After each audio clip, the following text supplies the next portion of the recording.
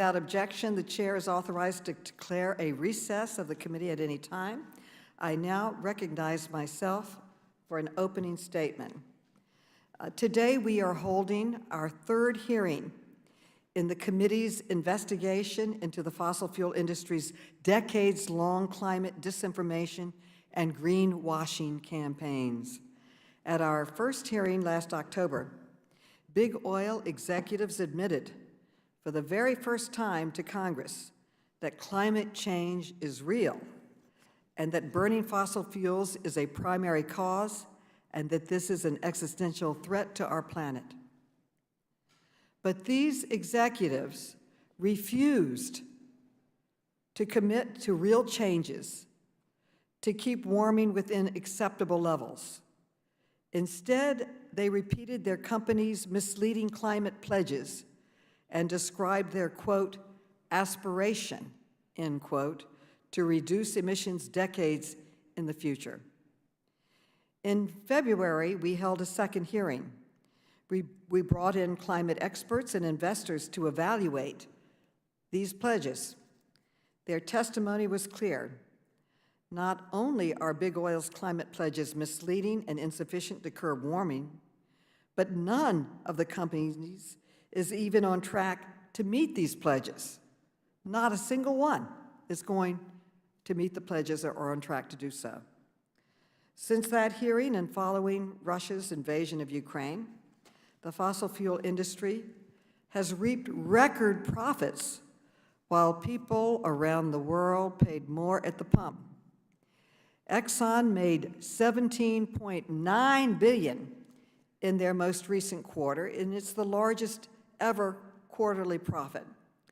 And BP recently posted its highest quarterly profit in 14 years. And we see these astonishing numbers here. $8.5 billion, Chevron, $11.6 billion, Shell, $11.5 billion, Exxon, the largest quarter ever, at $17 billion. But these companies use this windfall profit to enrich investors and boost salaries of top executives. Their clean energy investments, however, were a drop in the bucket. Today, our committee is releasing new documents from our investigation that shed light on how the fossil fuel industry misled the public about their climate goals, their actions, and their investments. For example, documents show that even as Shell Oil promoted an economy-wide path to net zero emissions, an employee admitted in private that this scenario had, quote, absolutely nothing to do with our business plans, end quote. And while BP touted carbon capture as key to its transition to cleaner fuel, the company privately hoped this approach would, quote, enable the full use of fossil fuels across the energy transition and beyond, end quote. We also found that Exxon spent nearly $70 million to advertise its research in algae-based biofuels. But company documents reveal that technology is, quote, still decades away from the scale we need. We probably won't see it, end quote. We probably won't see it in our lifetime, and yet they were promoting it.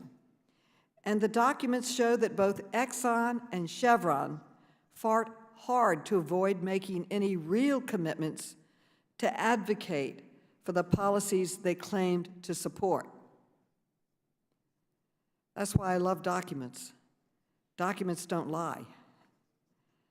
Put simply, these documents show that big oil is still not taking its responsibility to curb emissions seriously.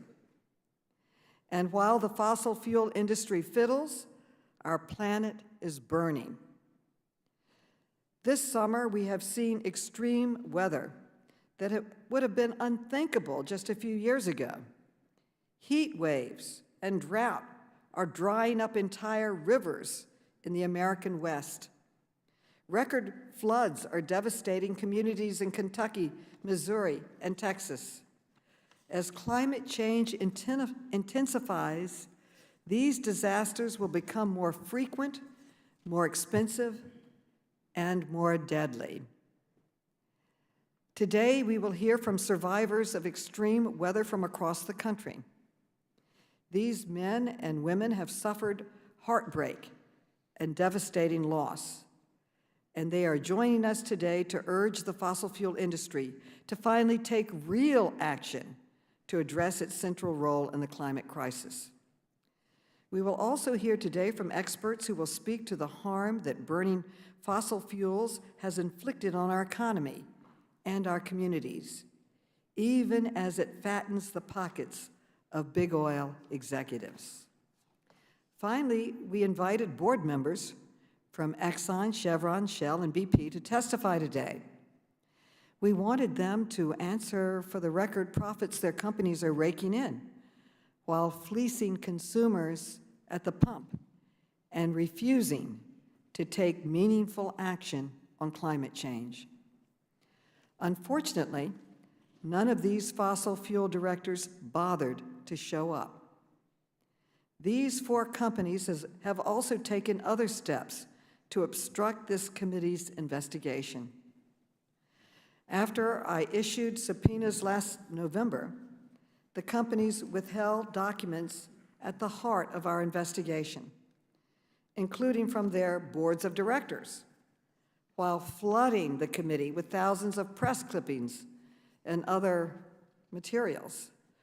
Today, I am renewing my call for these companies to comply with these subpoenas. I want to be clear that our investigation goes on and that we will not stop until the American people get the truth about the fossil fuel industry's role in our climate crisis.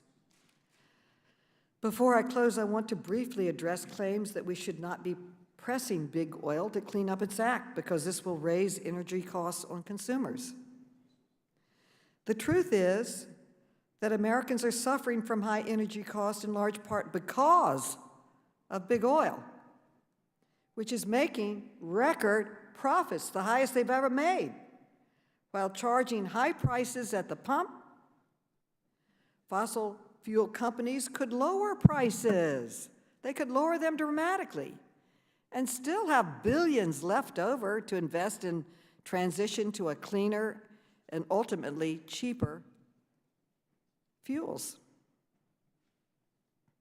Unlike the oil companies, Democrats in Congress are taking action. President Biden's Inflation Reduction Act, which we passed last month, provides nearly $370 billion to cut emissions, promote clean energy, advance environmental justice. And this law is estimated to cut in energy costs for the average American family by $500 a year. So Democrats are showing it can be done. We can bring down inflation, reduce energy costs for Americans, and solve the climate crisis. Big oil needs to do its part. They must end their greenwashing and finally take climate change seriously before more Americans and communities are harmed. I now invite my distinguished colleague, Ranking Member Comer, to give an opening statement and again publicly thank him for attending the ceremony for our late distinguished chair of this committee, Elijah Cummings. Your presence really meant a great deal, and many Democrats expressed to me how much they appreciated your taking part in it, including the family. So thank you. Thank you, Madam Chair. I was honored to be a part of the ceremony, and I know Jason Chaffetz was as well, so we both enjoyed seeing everyone, and we both shared a high level of respect for former Chairman Cummings. So again, thank you for the invitation to be there, and I want to thank our witnesses for being here today and your willingness to testify before the committee. Repeatedly, this Congress, Republicans on this committee have been forced to question the motivation and legitimacy of the Democrats' investigation of oil and gas companies. This investigation is part of the Democrats' war on America's energy producers. an industry that creates good-paying jobs and provides access to reliable, affordable energy for Americans. Instead of conducting oversight of government waste, fraud, and abuse, Democrats continue to encourage and enable the Biden administration's radical climate policies that have led to our nation's energy crisis. This hearing is apparently the grand finale after issuing unnecessary subpoenas, demanding information protected by the First Amendment, requesting that board members' spouses' phone numbers and names be unredacted in document production, and continuing to claim companies are not cooperating despite providing over 1 million pages of documents, over 1 million pages. After issuing a press release on February 3rd demanding board members appear at a hearing on March 8th, Democrats decided to cancel the meeting. According to media reports, a committee staffer said the hearing was postponed to focus on oversight of the Russian invasion of Ukraine and that it would be rescheduled as soon as possible. But it's been 5 months and we're still waiting for a full committee hearing on Russia invading Ukraine. Instead, we've had a full committee hearing on the work environment at the Washington Commanders, and Democrats also found time to release a staff report after conducting a hard-hitting investigation into pet, flea, and tick collars. And we still haven't heard from a Biden administration cabinet official. Not a single cabinet official from the Biden administration has been before this committee.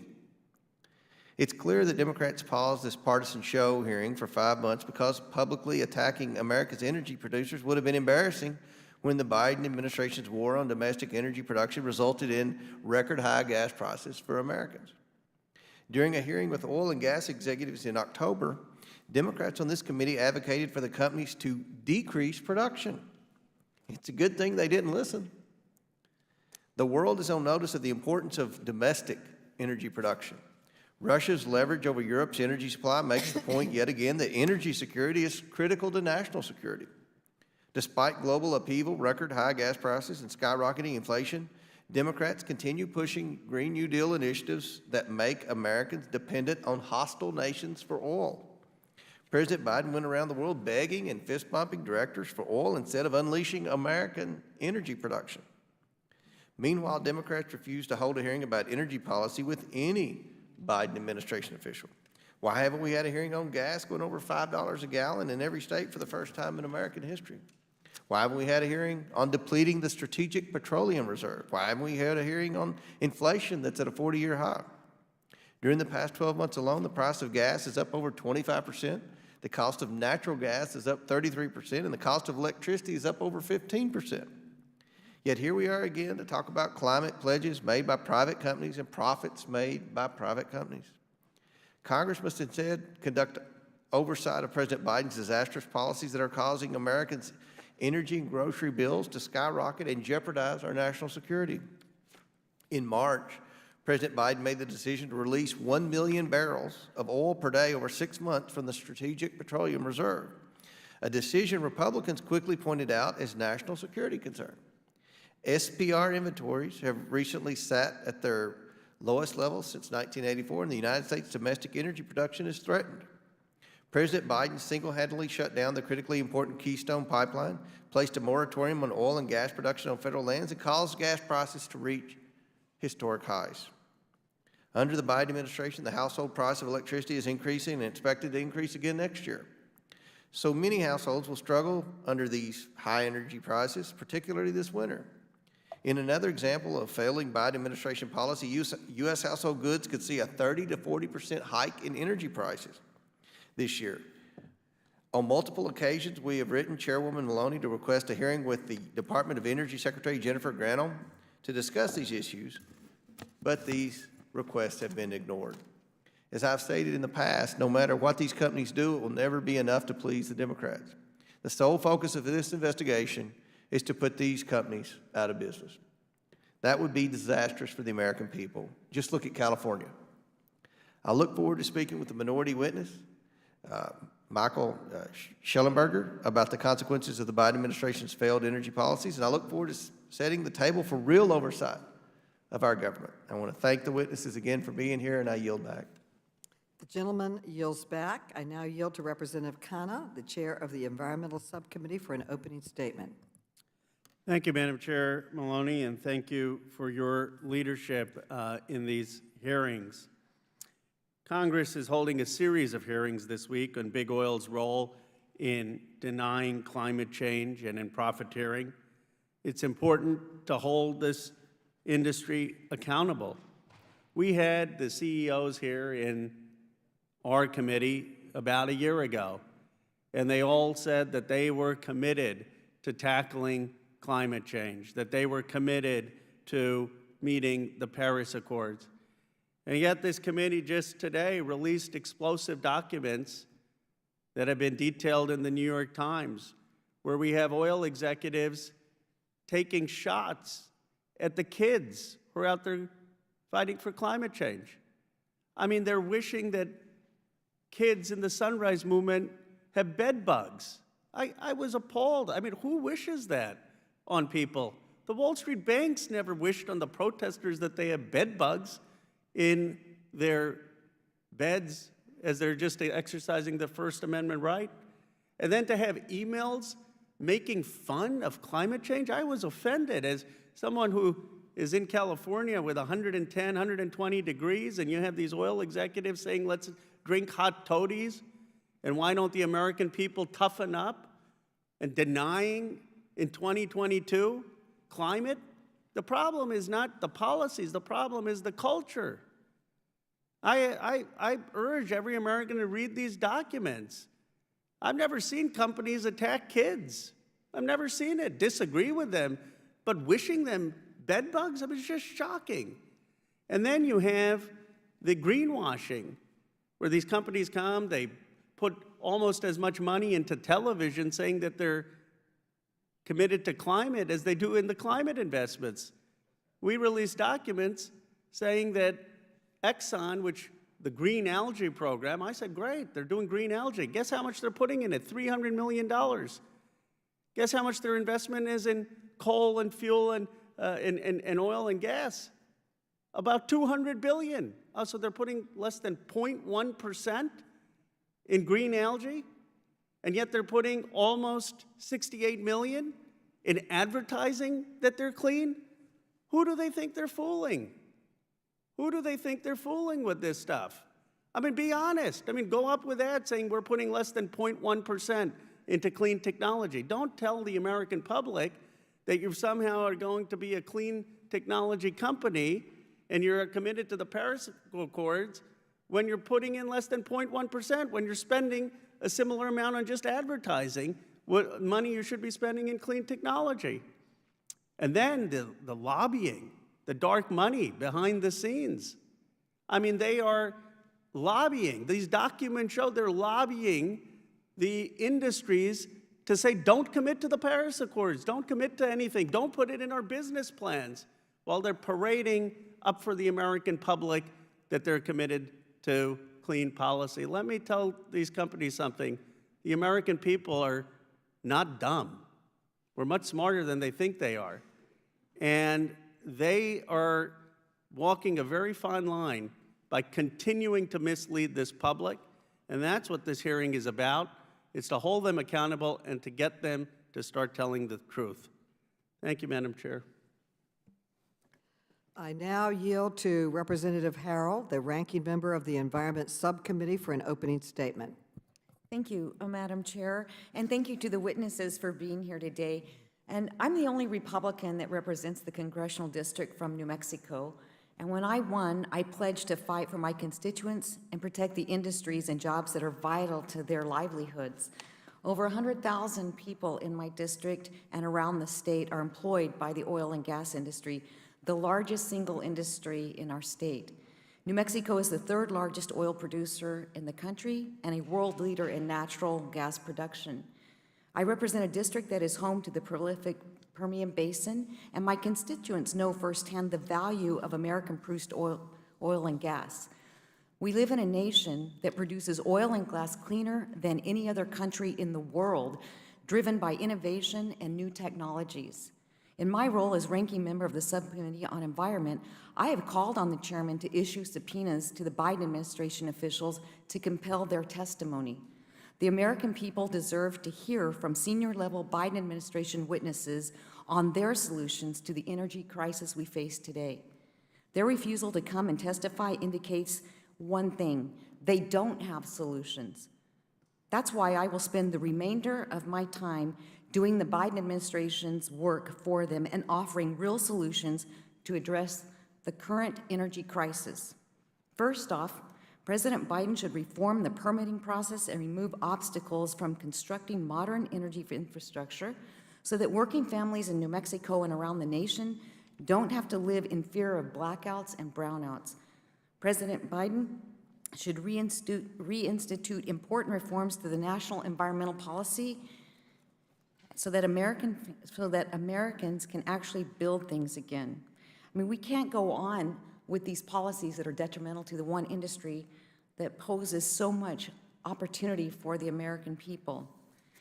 We need to reclarify the definitions of waters of the United States, the rule that was working, but now it's not because of this administration. And we need to modernize the Endangered Species Act so the federal government stops threatening the livelihoods of my constituents in rural New Mexico. We need to increase oil and gas production on federal lands so that New Mexico school children have the funding they need for excellent educational opportunities for decades to come. Encourage new offshore and onshore drilling so that our nation can once again be energy secure.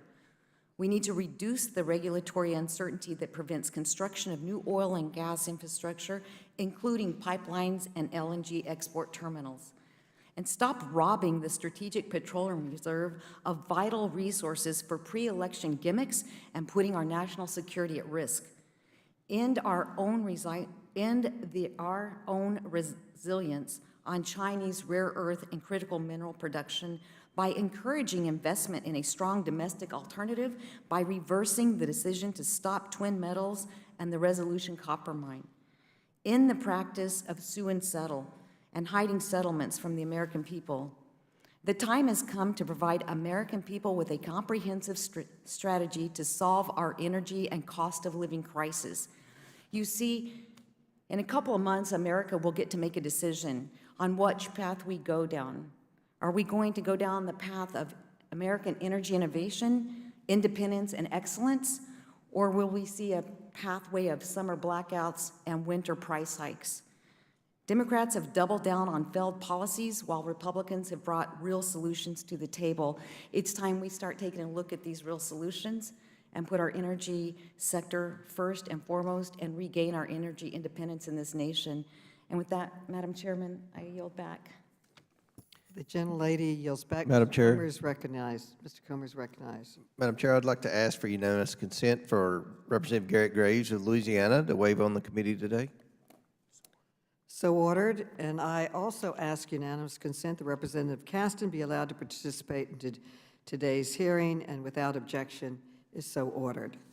I did want to respond to the chairman's statements on documents. We are still waiting for documents that we've requested.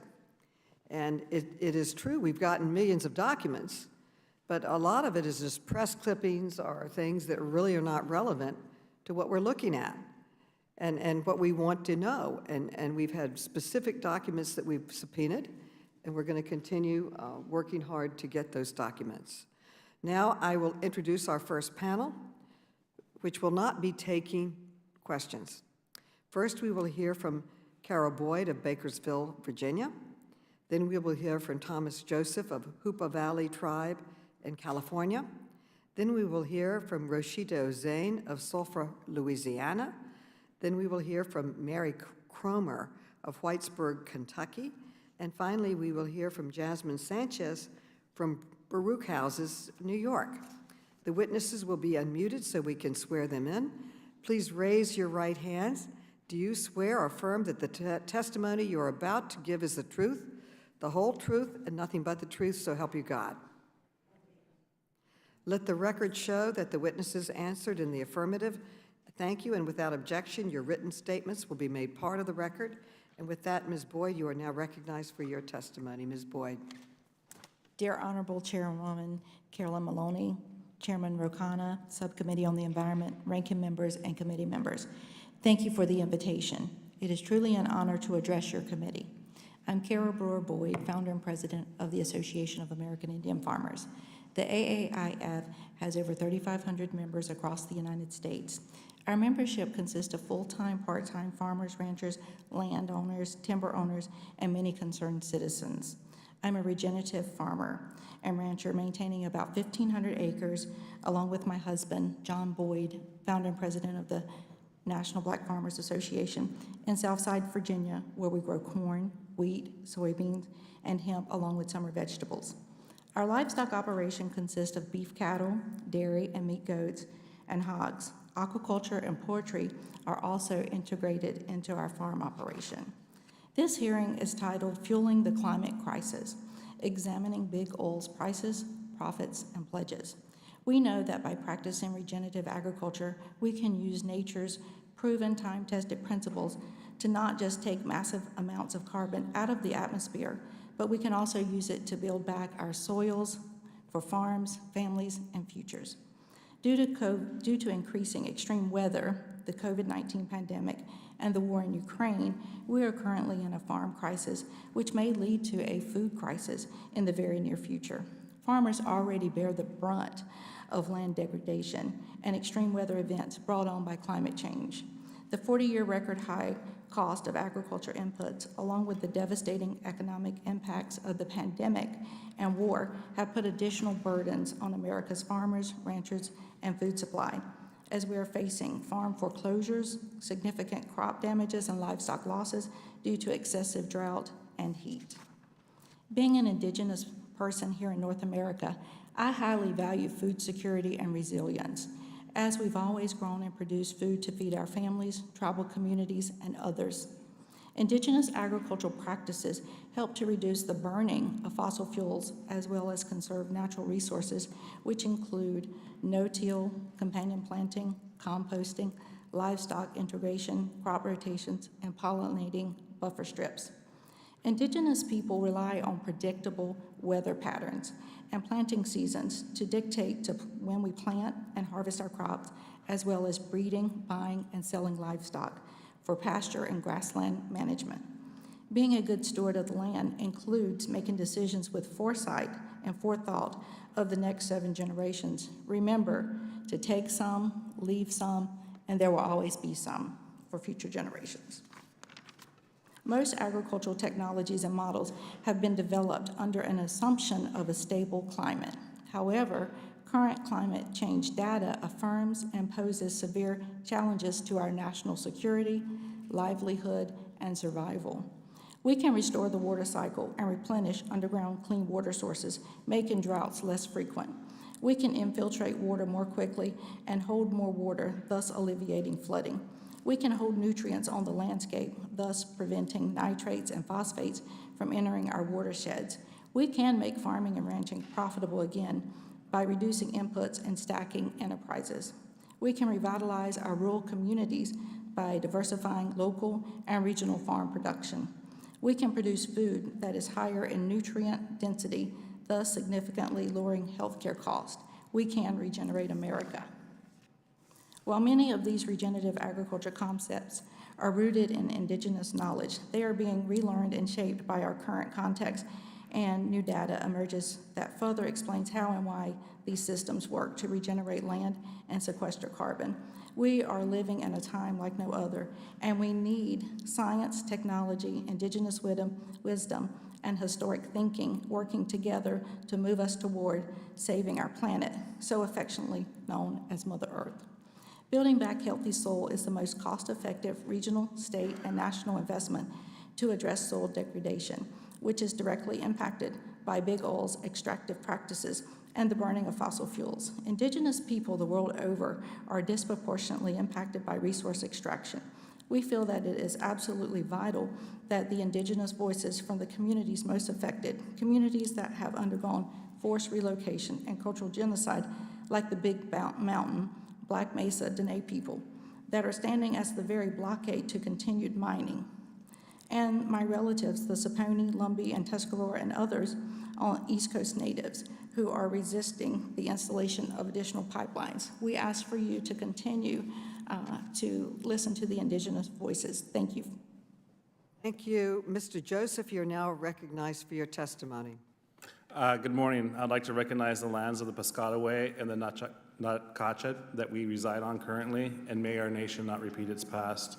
Greetings. My name is Thomas Joseph. I'm a Hoopa Valley tribal member, a descendant of the Lone Pine Paiute Shoshone tribe, and the climate change education organizer of the Indigenous Environmental Network, and it's honored to be invited to speak here today. Since time immemorial, my people have called California home. I come from the village of Sewonaldin and Madilding of the Hoopa people along the Trinity River, which can be identified today as the Six Rivers National Forest. And my father's place, Payunada, of the Paiute Shoshone, which is often miscalled Owens Valley. The Hoopa people reside on their ancestral territories, which is the largest federally recognized reservation in California, with whose lands mostly being forested. Our relationship with our lands have always been and will always be a reciprocal relationship. I have witnessed firsthand the effects of climate change. The past few weeks, our community has been inundated with forest fire smoke from multiple forest fires across our ancestral lands. This heavy smoke, increasing year after year, is a health risk and economic strain on our tribal government and people. We only prosper and thrive when our lands and rivers are healthy, and the vital importance of treating our lands with compassion and respect lays the foundation on how we treat each other. Our cultural and our ways of being are directly tied to our relationship with our Mother Earth. Our ceremonies, which treat us our ways of being, which teach us fundamental practices of caring for our Mother Earth, come from the knowledge-based structure that outdates any university or Western science-based system. I don't say this to undermine or belittle, but to demonstrate the vast amount of knowledge our education system holds when it comes to the management of lands, which we would characterize as not as management of lands, but relationship with lands. Our ceremonies are directly tied to the lands and waters, and without this connection to place, this vast knowledge structure would be a great loss, not just for our tribe, but for all humans. As these teachings help humans rebalance and imbalance, how these teachings can help humans rebalance an imbalanced Earth is currently experiencing and give segue towards real climate solutions. As forest-dwelling indigenous people, we understand the vital importance of traditional knowledge of our people have practiced for thousands of years. We acknowledge that when our rivers and forests are sick, so are the people. I believe the current pandemic of COVID-19 is a perfect example of just that. Our planet is sick, and humanity is reflecting that. We are currently witnessing an extinction of numerous lives on Earth from our winged, four-legged, and finned relations. Salmon are under great threat. Salmon is a staple part of our diet and plays a vital role in our ecosystems and ceremonies. Earlier this summer, a mudslide caused by ongoing drought and wildfires. This mudslide caused a huge amount of debris and dirt to flow into the Klamath River, which choked out the oxygen in the river, causing a mass salmon kill. The drought and high temperatures in California have caused our forests to become extremely vulnerable to raging wildfires. Wildfire weather you can read about in my written submission. Our forests are becoming so dry that our old-growth trees can't even handle a significant amount of snowfall. This last winter, our old-growth trees were snapping during snowfall, which puts our forests even at further risk of dangerous wildfires. These wildfires threaten wildlife, waterways, even human life. Our tribal community has spent numerous dollars on fighting these fires, on evacuations, humanitarian aid, safety zones, air quality locations, sending the elders to the coast. This list can go on and on. This list also includes the spending of governments as well as its citizens, the tribal governments as well as its citizens. The threat of our tribal nation being burnt out by a wildfire is extremely high. This loss, this break of reciprocal relationship with our Mother Earth is something our people have never faced. Just to name a few things: surviving settler invasion, surviving the 49er gold rush, surviving forced assimilation, including boarding schools. The Puhoopa people are still here, still carrying on the traditional indigenous and ecological knowledge of our ancestors through ceremony, through our ways of being, through our reciprocal relationship with our Mother Earth and this relationship to place. This threat is a threat of genocide, and climate change is the blame, as well as the corporates of climate change. We know as man has caused climate change. Our people have never been at war with this government. We are not in opposition of you. We are with you, as we, our people, have laid our lives down to defend and protect this country at greater percentage than any other. It is our duty to protect these lands, and we side with you in this endeavor. But we must be clear in our task at hand. There is no time to waver. A great genocide is upon our tribe, and your people and families are next. I'm not here to ask, but to demand that we do all we can to protect and defend our lands, our people, our ways of being, for our very existence depends upon it. We must hold fossil fuel companies accountable for the atrocities they have caused. We must move forward by ending fossil fuel industry and keeping fossil fuel in the ground. We must reject the loopholes that pay off continual business as usual for the fossil fuel industry, like carbon markets, carbon capture and storage, and net zero pledges. These schemes will not work and will only continue to give fossil fuel corporations permission to harm and destroy our Mother Earth, all sentient beings, and non-Indigenous human race. Thank you, Chairwoman Maloney. Thank you. Ms. Ozane, you are now recognized for your testimony. Good morning, Madam Chairwoman Maloney and committee. Also, thank you for being here, Mr. Higgins. We were here last week meeting with your office, so it's a pleasure to see you here this morning. I'm Rochetta Ozane. I am the founder, director, and CEO of the Vessel Project of Louisiana, which is a mutual aid organization that I founded after Hurricanes Laura, Hurricane Delta, Winter Storm Uri, the Great Flood in May of 2021, and the tornadoes that hit in 2021 in Lake Charles. In August of 2021, as a single mom of 6, working as a paraprofessional for the local school board, I was devastated to hear the local weather channel saying that we were going to have to evacuate for a hurricane. We've heard evacuation, before, so it wasn't anything new to us. But when we hear that we have to evacuate, a lot of times we don't take it serious because we've heard it so much. When our local weatherman said that he was going to evacuate, we knew it was serious. We all packed up and we headed away from home. That night, we watched as our home was destroyed by Hurricane Laura. When we were finally given the okay to come back home, me and my 6 children, as we drove west, heading back into Louisiana, as soon as we hit Southwest Louisiana, we could see the devastation. Everything was destroyed. Everything had been touched by Hurricane Laura.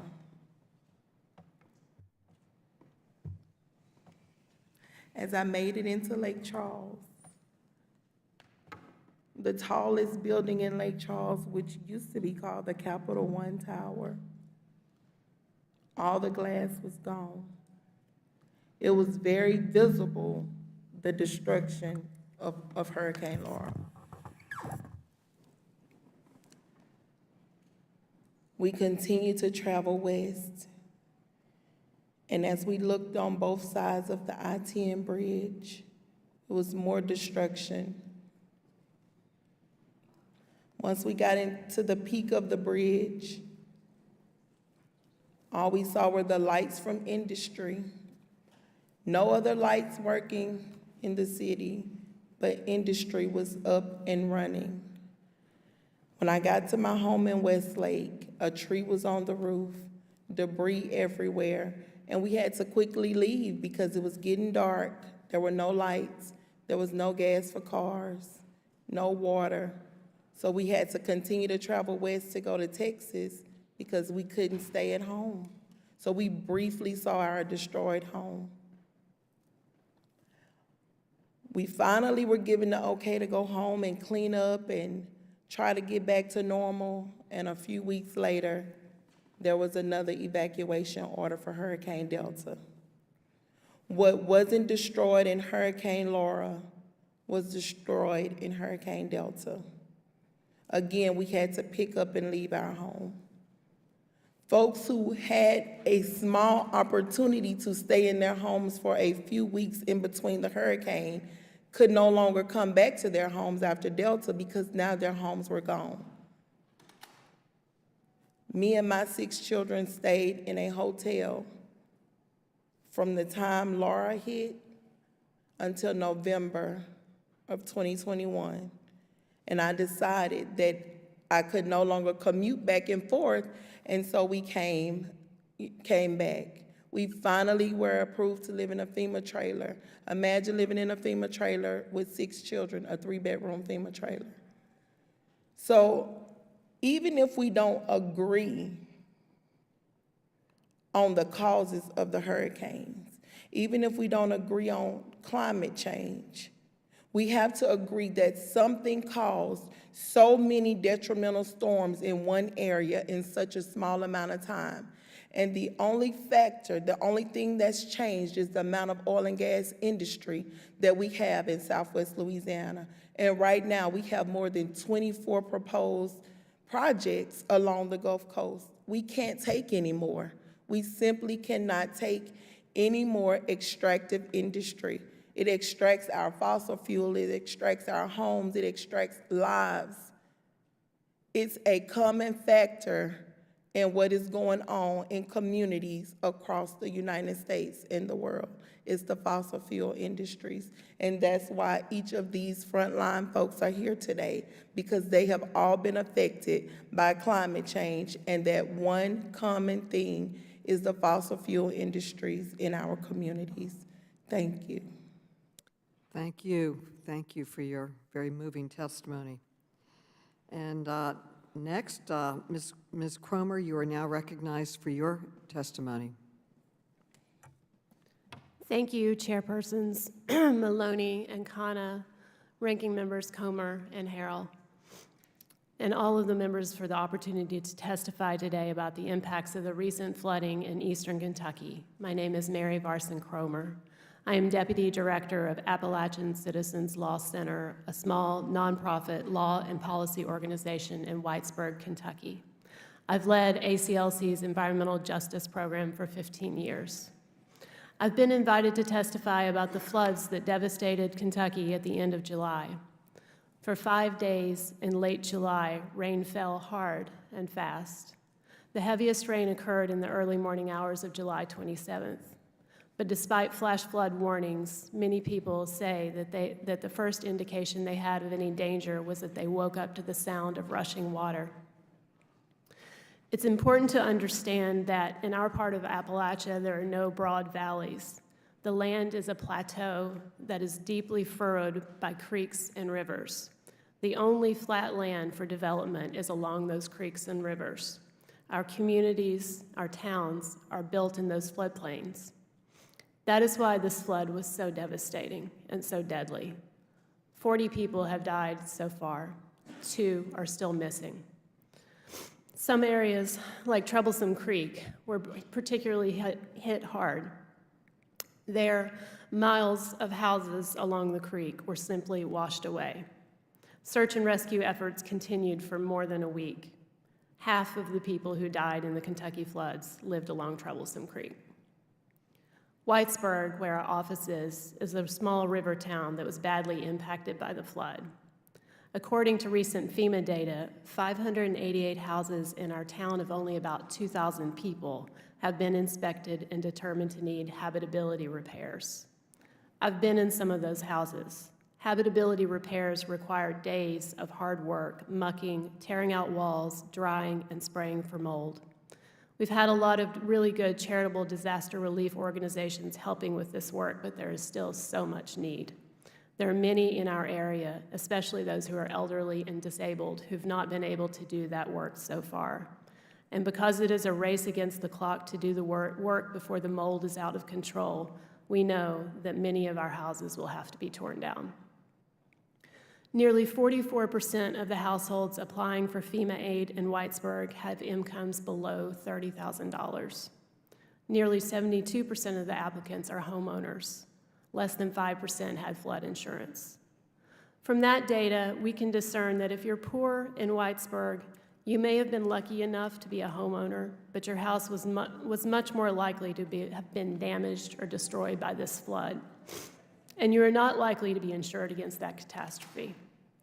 For those who already have so little, losing a house is not just about losing what little wealth one has accumulated. That loss will cause further instabilities that will ripple out through their lives, through future generations, and throughout our community. Even those in our communities who don't associate this flood with climate change know that floods like this will happen again. Everyone knows the dangers of living near our creeks and rivers. We just have to get these people out of the floodplains. That's the refrain we hear again and again, but no one seems to know how to do that. The resources needed to make that move, the money, the land, those are beyond the reach of the majority of the people who have been impacted. We know that this event was made much more likely because of climate change. All projections show a warmer and wetter climate in Kentucky with more frequent and severe rain events and increased state stream flows. As Bill Hanneberg, the state geologist of Kentucky, said on August 2nd, it may be impossible to say that last week's events occurred solely because of climate change, but they are consistent with our expectations. It's likely that in the coming weeks and months, it will be possible to confidently say how much climate change increased their likelihood. We also know that a century of coal mining practices in our area makes the impacts of these rain events in some areas so much worse. Mountaintop removal's impacts are particularly pronounced. With this form of radical strip mining, after the mountaintop is removed and the overburden is placed in valley fills, the cheapest and fastest way to stabilize and reclaim the land is to compact the soil and plant grass. Where you once had diverse forested hillsides with the capacity to soak up rainfall, you now have heavily compacted land. It's like pouring water on a tabletop. And not all of our mountaintop removal sites have been reclaimed. As the coal market fluctuates, coal companies skirt regulatory reclamation requirements. In Breathitt County, 59 residents have sued a coal company alleging that the company's failures to follow regulations severely exacerbated the flooding there. They allege that the company failed to reclaim its mountaintop removal site as it was mining, leaving large areas of eroding, blasting, and disturbed land that went into the creeks below. Our area of central Appalachia has been at the front lines of environmental devastation caused by coal mining for decades. We now find ourselves at the front line of flooding disasters caused by climate change. We have so much rebuilding to do. Somehow, we must find a way to build back with resilience against future floods because we know flooding like this will happen again. Thank you for this opportunity. Thank you for your heartfelt testimony. I now recognize Ms. Sanchez. You're now recognized for your testimony. Ms. Sanchez. Distinguished members of Congress and staff, I would like to thank Chairs Representative Maloney and Representative Khanna for the invitation and acknowledge Ranking Members Representative Harrell and Representative Comer. Thank you for the opportunity to speak my truth. My name is Jasmine Sanchez, and I am a lifelong resident of Baruch Houses, the New York City Housing Authority's largest public housing development in Manhattan with over 10,000 residents. I start by saying this because this was one of the developments that was affected by Superstorm Sandy on October 29th, 2012. The day Sandy hit my community, I was sent home early from work. I worked as a babysitter in Park Slope in Brooklyn. Unlike the families I worked for, I did not have the luxury of leaving my apartment to seek refuge in a safe place. There was nowhere else I can go but back to my apartment. At 8:26 p.m., I saw a green spark in the sky and everything went dark. It was then that I saw the East River rising and flooding my community. When we lost power, I had no idea it was because the Con Edison plant exploded. The Con Edison plant is a 6-minute walk from my development. This was the light that I saw at 8:26 p.m. Within the next few minutes, I saw cars, jeeps, and wagons floating down what would normally be busy streets. I also saw some cars remain in place but submerged. I waded through the freezing water to find that I was unable to open the lobby door because of the force of the water. When I was finally able to get into the building, the water was above my knees. Climate justice is a racial justice issue. Sandy showed the inequities in our city. If you didn't have a car, you couldn't leave. If you didn't have financial means, you couldn't relocate. If you weren't financially stable, you still had to work. And if you didn't have cash on hand, you couldn't buy the basic necessities. I, along with many of my neighbors, were in survival mode. My community and communities that look like mine feel the ramification of climate change more harshly. After Sandy, I felt compelled to learn about why this happened. This was when I started to learn about the fossil fuels. New York City operates on fossil fuels. Frontline communities in New York City that have historically borne the brunt of pollution are usually Black and brown and other low-income communities. We see heat waves, poor air quality, and extreme weather and climate events ravage through poor communities without a second look. I live on the FDR Drive. I live by the Con Edison plant. I live by the Williamsburg Bridge, and I live by the holding station for buses. All of this within a 4-block radius. The fossil fuel sector is literally choking us to death with no regard to how they contribute to the exacerbation of other conditions in my community. There is a racist placement of power plants in New York City. I have lived by the Con Edison plant my entire life. My mother, father, and sister have lived across from the Ravenswood power plant in Astoria for 25 years.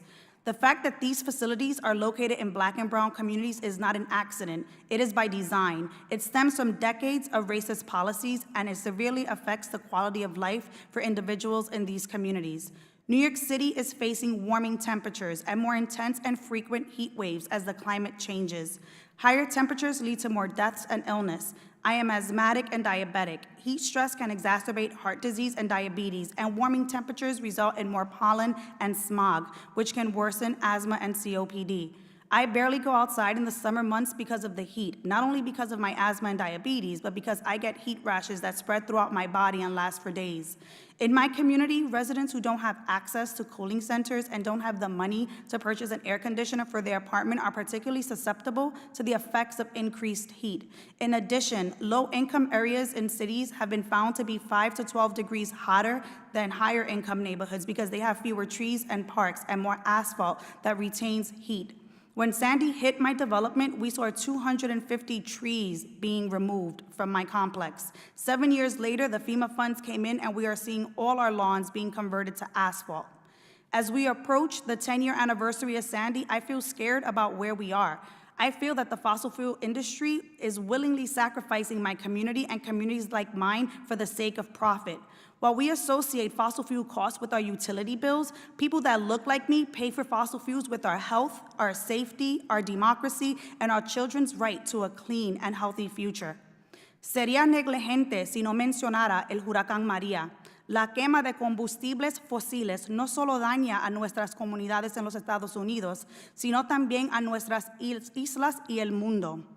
A medida que nos acercamos al 5º aniversario de este huracán, la gente de mi isla aún no se ha recuperado. Así que pienso en cómo nosotros, como humanos, podremos decidir no cumplir con nuestra responsabilidad global de cuidar a nuestros hermanos y hermanas y continuar alimentando la crisis climática, dando ganancia a las compañías de combustibles fósiles. And I'll translate that for those who did not understand. I will be remiss if I did not mention Hurricane Maria. Burning fossil fuels not only harms our communities stateside, but also our islands as well as the world. As we approach the 5-year anniversary of this devastating hurricane, the people on my island have yet to recover. So I think about how we as humans could decide not to fulfill our global responsibility to care for our brothers and sisters and continue to fuel the climate crisis by giving profits to the fossil fuel companies. Thank you for the opportunity. I want to thank all of the witnesses today for your very moving and personal stories. They all come from different areas of our country. They all have compelling stories of what they've personally suffered. I do want to mention that Ms. Sanchez lives on the island of Manhattan, where I live. She's not in my district, but she very accurately described the horror of seeing lower Manhattan underwater. And we're trying to figure out how we can help people when the next storm comes, and the suffering that she had. They all talked about the wildfires, the heat waves, the floods, and other extreme weather show that climate change is already having a terrible impact across the United States. I want to thank all of you for sharing your story. There will be no questions. You are now excused, and we have a second panel coming, and we will have a brief recess while the second panel comes. Again, I can't thank you enough for sharing your story and being with us today, and we will work to help you. Thank you.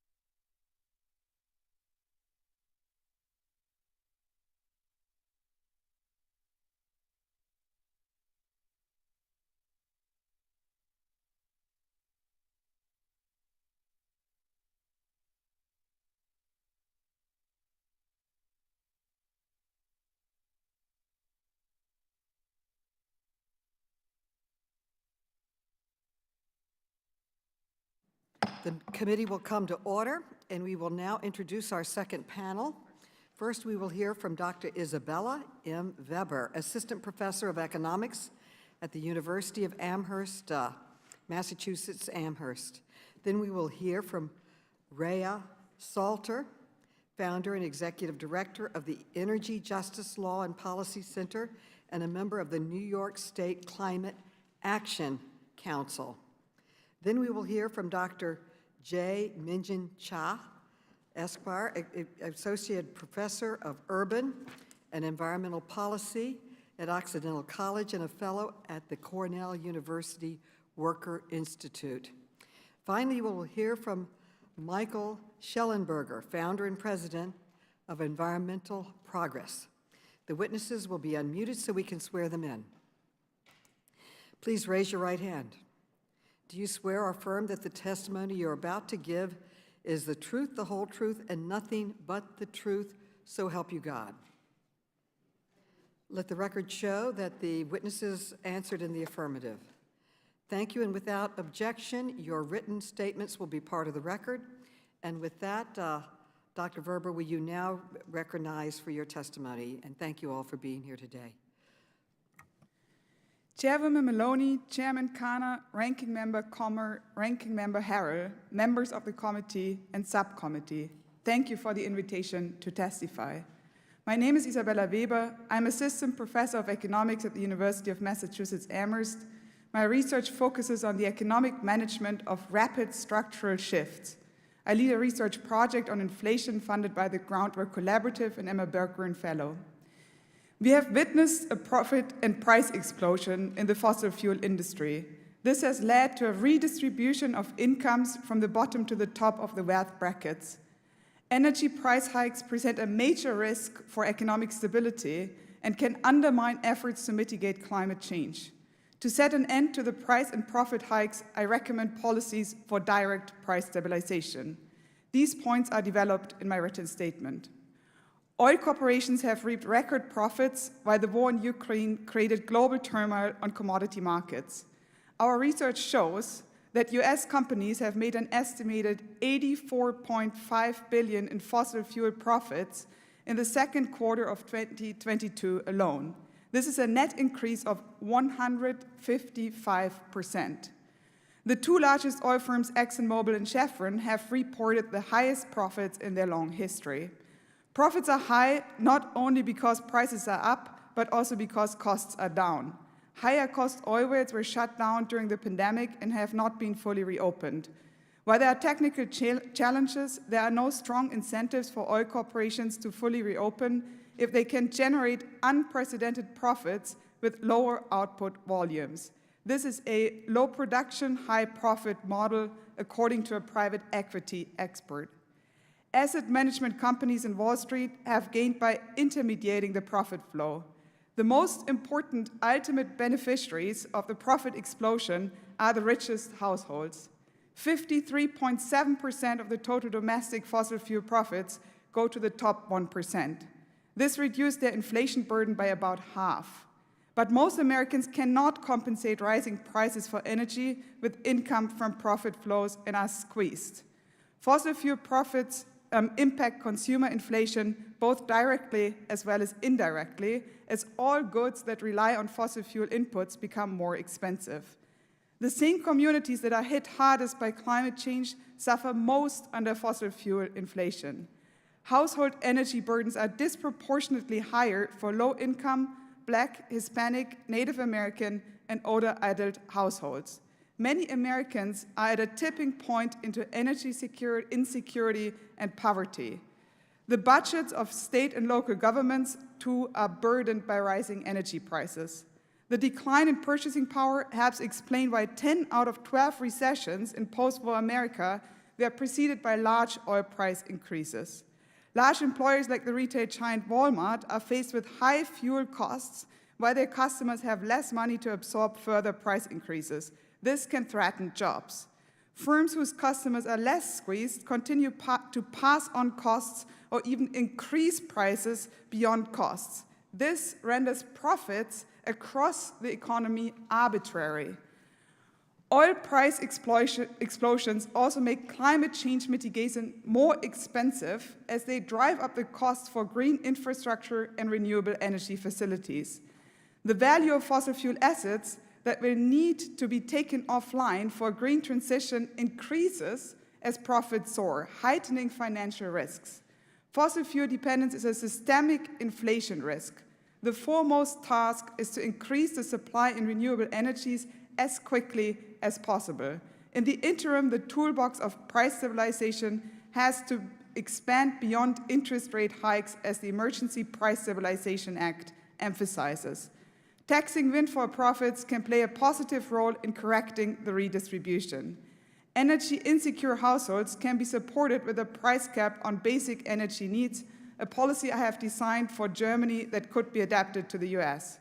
This testimony has illustrated the wide-ranging implications of the present fossil fuel price and profit shock. Policies are needed that prevent such shocks from shaking the foundations of the economy. Thank you. Thank you for your testimony. And Mrs. Salter, you are now recognized for your testimony. Thank you so much. Dear distinguished members, my name is Raya Salter. I'm an energy attorney and the founder and executive director of the Energy Justice Law and Policy Center based in New Rochelle, New York, with offices in Birmingham, Alabama. The Energy Justice Law and Policy Center is an energy justice think tank and the nation's first grassroots public interest law firm dedicated to energy justice. I'm also a member of the New York State Climate Action Council, the body tasked with developing the scoping plan for New York to achieve its statewide greenhouse gas emissions reduction goals. I'm an adjunct professor of law at Cardozo Law School, and my book, Energy Justice, was published in 2018. This may well be the most important inquiry of our lifetimes. Last year's Intergovernmental Panel on Climate Change report was a code red for humanity. Human-induced climate change is widespread, rapid, and intensifying, and some trends are now irreversible. Greenhouse gas emissions from fossil fuels are choking our planet. The scientists of the world have told us we have 10 years to act, yet progress is stalled at all levels. How can this be? I will tell you why. The climate crisis is an unprecedented global crime, and the smoking gun lies in the hands of big oil and gas. They have known with precision for over 40 years that they were doing no less than creating a mass extinction event. As over 20 pending lawsuits by US states and cities now attest, the response from the oil and gas industry was to hide the truth in a coordinated and well-financed big tobacco-style misinformation campaign. All the while, the emissions during the last decade have been higher than at any time in human history. The only way to achieve the goals of the Paris Agreement and limit global warming to 1.5 degrees C is to rein in big oil and gas. On this, we are falling short. According to the United Nations, the combined 2020 nationally determined contributions, or the country's plans for climate action, are not sufficient to meet the goals of the Paris Agreement. Last year at COP26 in Glasgow, the oil and gas industry had the largest delegation to COP than any single country. Put plainly, the world has failed to act on climate because it has failed to take on the fossil fuel industry and lobby. Big oil uses its vast marketing muscle to increase production while promising emissions reductions. In truth, their promises are nowhere near close to meeting Paris targets. Take, for example, the 2022 ExxonMobil announcement of its ambition to reach net zero by 2050. The commitment covers operational emissions, known as Scope 1 and 2. They leave out Scope 3, the massive amount of emissions that actually result from the fossil fuels they sell.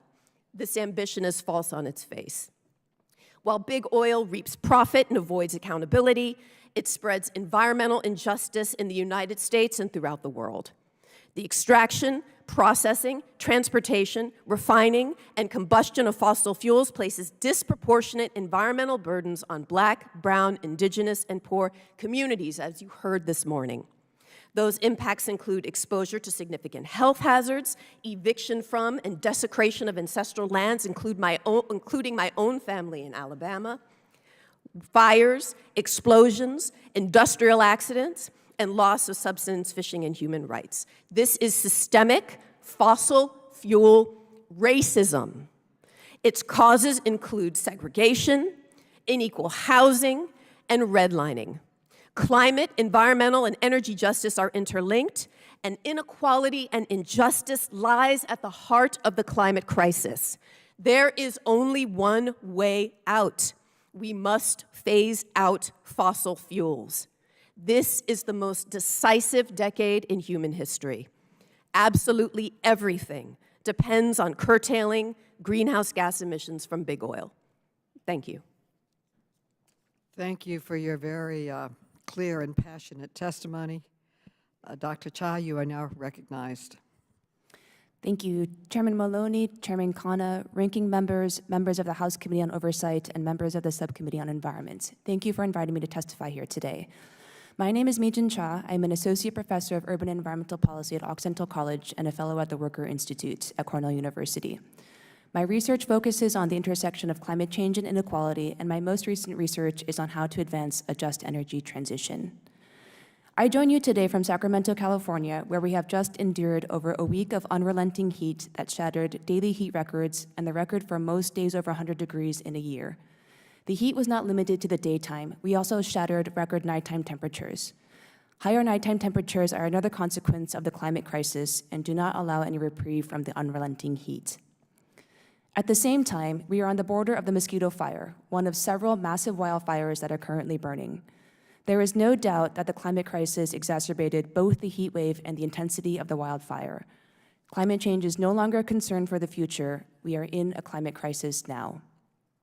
Yet despite the urgency of the moment, action to reduce greenhouse gas emissions has been limited at the federal level until the recently signed Inflation Reduction Act. No doubt the IRA is the most significant investment in climate action to date, but we must see the IRA as only a down payment on what is needed, not the end-all be-all of meaningful climate action.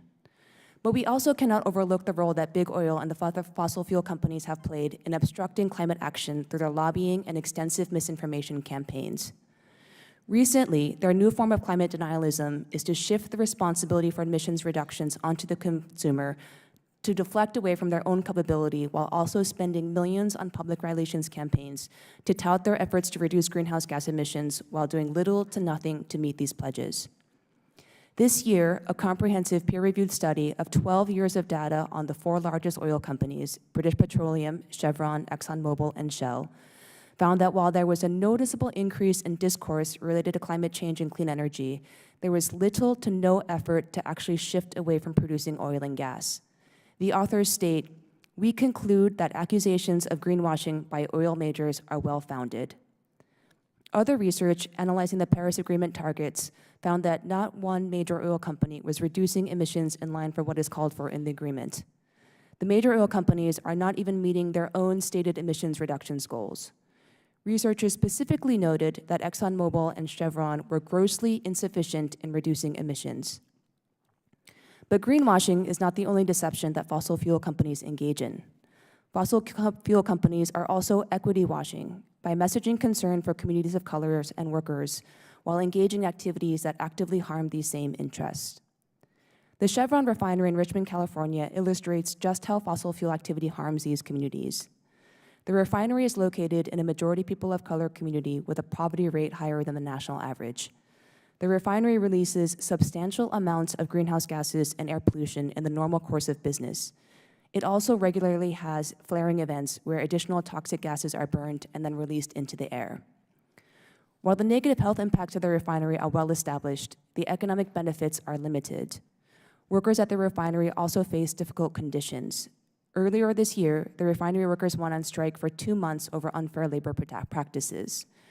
In the 2 months of the strike, Chevron experienced 9 flare events, an average of more than 1 a week. A just transition is possible, but not by relying on big oil to lead the way. We must enact transition policies now so that when fossil fuel production meaningfully declines, plans are already in place to support workers and communities. In recent peer-reviewed research, colleagues and I analyzed transition cases across the country and across the world to see what a just transition requires.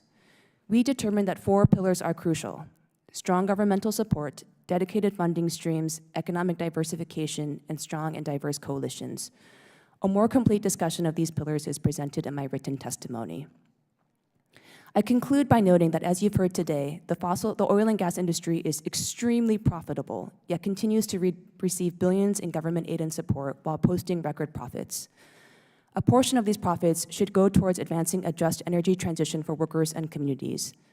Moreover, in line with the polluter pays principle, the oil and gas industry should be required to finance efforts to address the climate crisis it is primarily responsible for creating.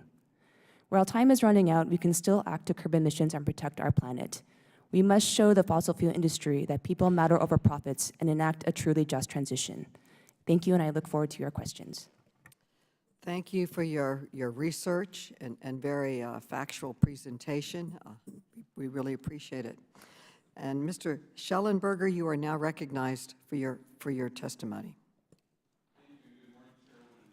Can you turn on your mic? I can't hear you. Good morning, Chairwoman Maloney, Environment Subcommittee Chairman Khanna, and Ranking Member Comer, and members of the committee. I am grateful to you for inviting my testimony. I share this committee's concern with climate change and misinformation. It is for that reason that I have, for more than 20 years, conducted energy analysis, worked as a journalist, and advocated for renewables, coal to natural gas switching, and nuclear power to reduce carbon emissions. At the same time, I am deeply troubled by the way the concern over climate change is being used to repress domestic energy production. The U.S. is failing to produce sufficient quantities of natural gas and oil for ourselves and our allies. The result is the worst energy crisis in 50 years, continuing inflation, and harm to workers and consumers in the U.S. and the Western world. Energy shortages are already resulting in rising social disorder and the toppling of governments, and they are about to get much worse. We should do more to address climate change, but in a framework that prioritizes energy abundance, reliability, and security. Climate change is real, and we should seek to reduce carbon emissions. But it is also the case that U.S. carbon emissions declined 22% between 2005 and 2020, exceeding our Paris climate agreements, by the way, by nearly 5%. Global emissions were flat over the last decade, and weather-related disasters have declined since the beginning of this century. There is no scientific scenario for mass death from climate change. A far more immediate and dangerous threat is insufficient energy supplies due to U.S. government policies and actions aimed at reducing oil and gas production. The Biden administration claims to be doing all it can to increase oil and gas production, but it is not. It has issued fewer leases for oil and gas production on federal lands than any other administration since World War II. It blocked the expansion of oil refining. It is using environmental regulations to reduce liquefied natural gas, or LNG, production and exports. It has encouraged greater production by Venezuela, Saudi Arabia, and other OPEC nations rather than by the United States. And its representatives continue to emphasize that their goal is to end the use of fossil fuels, including the cleanest one, natural gas, thereby undermining private sector investment. If this committee is truly concerned about corporate profits and misinformation, then it must approach this issue fairly. The big tech companies make much larger profits than big oil, but have for some reason not been called to account for this. Nor has there been any acknowledgement that the U.S. oil and gas industry effectively subsidized American consumers to the tune of $100 billion per year for most of the last 12 years, resulting in many bankruptcies and financial losses. As for misinformation about climate change and energy, it is rife on all sides, and I question whether the demands for censorship by big tech firms are being made in good faith or are consistent with the rights protected by the First Amendment. Efforts by the Biden administration and Congress to increase reliance on weather-dependent renewable energies and electric vehicles risk undermining American industries and helping China, our greatest geopolitical rival. China has more global market share of the production of renewables, EVs, and their material components than OPEC has over global oil production. It would be a grave error for the U.S. to sacrifice its hard-won energy security for dependence on China for energy. While I support the repatriation of those industries to the U.S., doing so will take decades, not years. Increased costs tied to higher U.S. labor and environmental standards could further impede their development. There are also significant underlying physical problems with renewables, stemming from their energy dilute, material-intensive nature that may not be surmountable. Already we have seen that weather dependence, large land use requirements, and large material throughput result in renewables making electricity significantly more expensive everywhere they are deployed at scale. The right path forward would increase oil and natural gas production in the short and medium terms in the United States and increase nuclear energy production in the medium to long terms.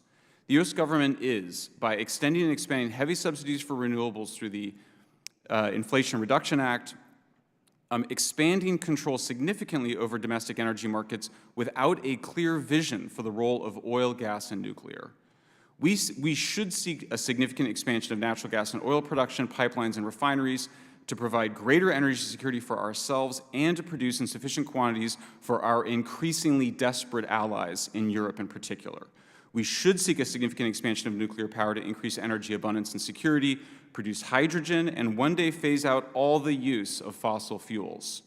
While the latter shouldn't be our main focus, particularly now, radical decarbonization can and should be a medium to long-term objective within the context of creating abundant, secure, and low-cost energy supplies to power our remarkable nation and civilization. Thank you very much. Thank you so much for your testimony. I want to thank all of the panelists for your commitment and your hard work and for being with us today on this extremely important issue. I now recognize myself for questions. On our first panel, we heard from Americans across our country, different areas, who are suffering from the terrible consequences of a climate crisis caused by our dependence on fossil fuels. And while these Americans and millions more are suffering, the big oil companies are making record profits. Look at these numbers. $17 billion, the largest profit they've ever had. $11 billion, $8.5 billion, $11.5 billion. And they're not investing in renewable energy. They're just taking the profits. They're not investing in helping people or helping our country. And they are getting rich selling the fossil fuels that are causing the problem. So I'd like to first begin with Dr. Weber. Do you agree that big oil is benefiting from our continued dependence on oil and gas, and how so? Could you elaborate? I do agree with that sentiment. We have conducted research where we have analyzed, using input-output methods, which sectors present the greatest inflation risk for the American economy, and we have found that petroleum and coal products are by far the sector that presents the greatest inflation risk. This inflation risk is immediately linked to the profit explosions that we have seen, where low production has been used to hike up prices. So these companies that are hiking up the prices claim that they support the Paris Agreement, quote, aspirations, end quote, to reduce emissions in the future.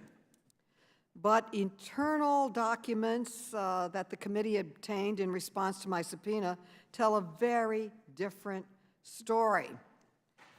We obtained an internal memo prepared for the CEO of Exxon, Darren Woods, in 2019. And this memo shows how Exxon and Chevron worked behind the scenes to drastically reduce and weaken climate pledges made by an industry called the Oil and Gas Climate Initiative. The memo shows the two companies wanted to remove any commitment for oil companies to, quote, align their advocacy with their climate-related positions, end quote. So, Ms. Salter, in layman's terms, why wouldn't these fossil fuel companies want to advocate for climate positions that they claim to support?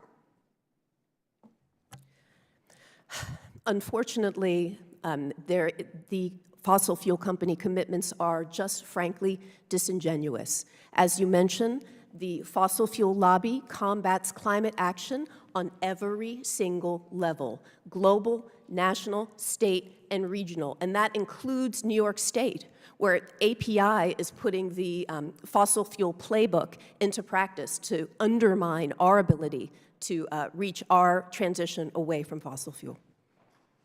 Now, this same internal memo to Exxon CEO calls for removing any language that commits big oil to, quote, enhance climate-related governance, strategy, risk management, and performance metrics and targets, end quote.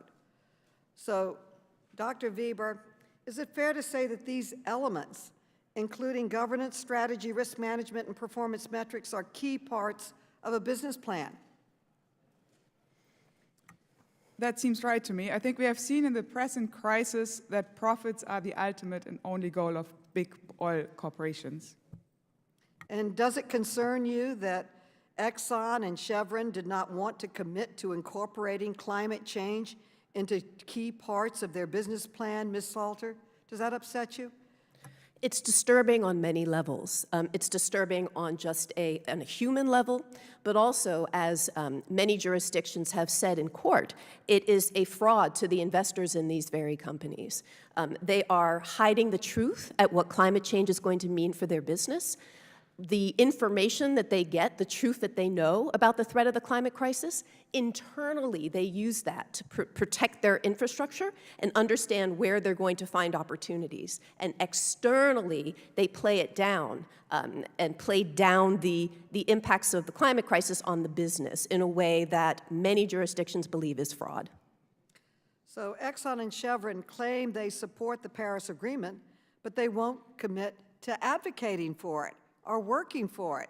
They claim they'll reduce emissions, but won't commit to coming up with a business plan to do so. In other words, they are all talk and absolutely no action. While big oil stalls, Democrats have taken real meaningful steps to address climate change and cut Americans' energy costs by passing the Inflation Reduction Plan, and it's long past due for big oil to end its deception and commit to real action to reduce its emissions. And with that, I now recognize the gentleman from Georgia, Mr. Heiss, for 5 minutes. Thank you, Madam Chair, and I hope you'll be gracious with the time on our end as well. It's a shame that once again, both the chairwoman and the committee Democrats are wasting our valuable time here, deviating from the jurisdiction that this committee has in order to attack American private enterprise and score some cheap political points with the radical left. This hearing is just about Democrats searching for a scapegoat for their own failed energy policies, quite frankly. President Biden and the Democrats think that making oil and gas energy-producing companies their scapegoat will somehow solve rising energy costs, but quite frankly, Americans are not buying it. Americans know who to blame every time they go to the pump to put gas in their cars. In fact, right now, the stock market is lower than it was when President Biden took office. And you add to that inflation that is crippling Americans and businesses, Americans know exactly where the blame lies.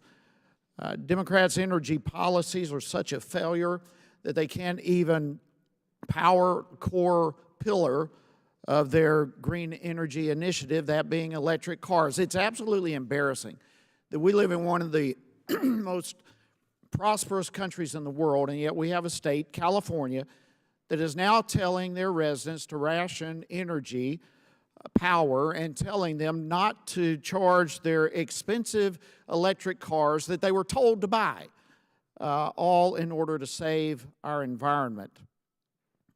Democrats' Green New Deal policies, quite frankly, are destroying our country's energy production and making us more reliant upon foreign-sourced energy. And these actions are, quite frankly, a threat not only to our economy but our national security. This committee's jurisdiction is oversight of federal government, not the profits and practices of private sector businesses and companies. So I respectfully ask the chairwoman to stop using this committee to search for a scapegoat to blame for Biden's and Democrats' failed policies for the security of our nation and the stability of our economy. We must seek for energy independence, and that is the only logical conclusion. Mr. Schellenberger, let me ask you this. Frankly, this question is a yes or no. Do you believe that our nation's domestic energy policy is a national security issue? Absolutely, yes. Well, can you explain the importance of domestic energy independence in America and really how Europe's reliance on energy, particularly Russia, has failed? Absolutely. What we've seen in Europe and Russia is that Europe became grossly dependent on Russia for its domestic energy production. Europe was actually producing more natural gas than Russia was exporting just 15 years ago. And many people warned Europe, including myself, that it was becoming overly dependent on Russia. By doing so, Europe was unable to deter a Russian invasion of Ukraine. Putin calculated, and he may have miscalculated, but nonetheless calculated that he would not suffer the consequences of energy embargoes or energy restrictions as retaliation for an invasion of Ukraine, and that gave him the sense that he would be able to invade. And so whatever happens in that country, we can see the destruction as a result of basically enabling his aggression through European overdependence on Russia. It would be insane, in my view, for the United States to trade this remarkable security we've achieved thanks to abundant natural gas and nuclear for a dependence on the Chinese, for solar panels that are just unboxed by American workers, not manufactured here. As I mentioned in my testimony, China dominates the production of not just renewables, but electric vehicles.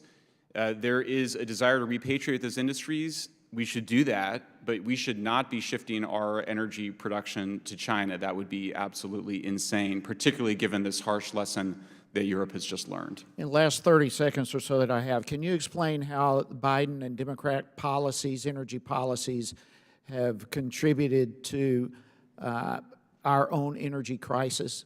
Absolutely. The Biden administration has made far fewer acres of federal lands and offshore water available for oil and gas production.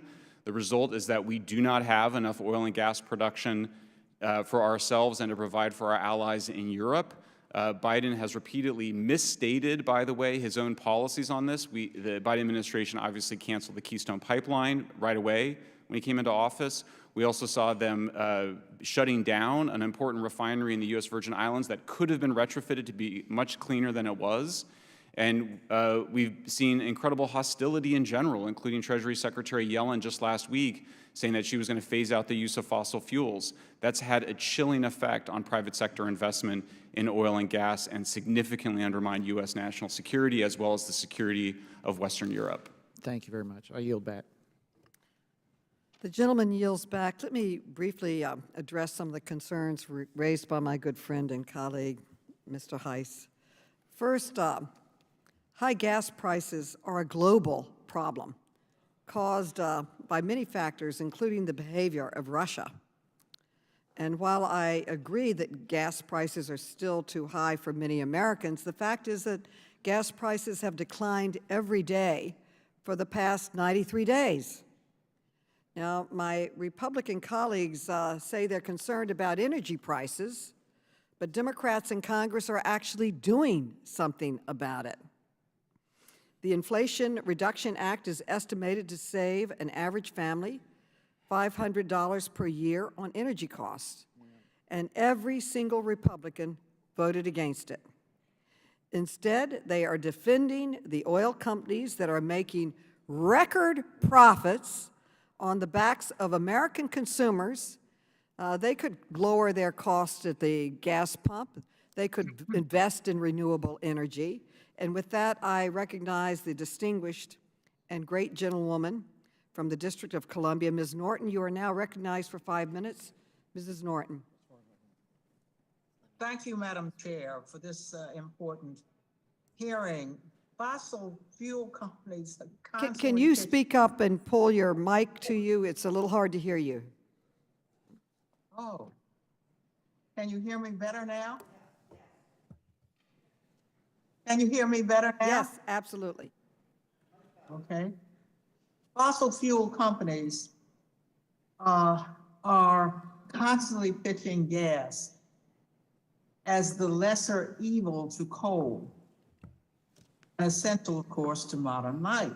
Without a doubt, we understand coal is the most carbon-intensive method of energy production.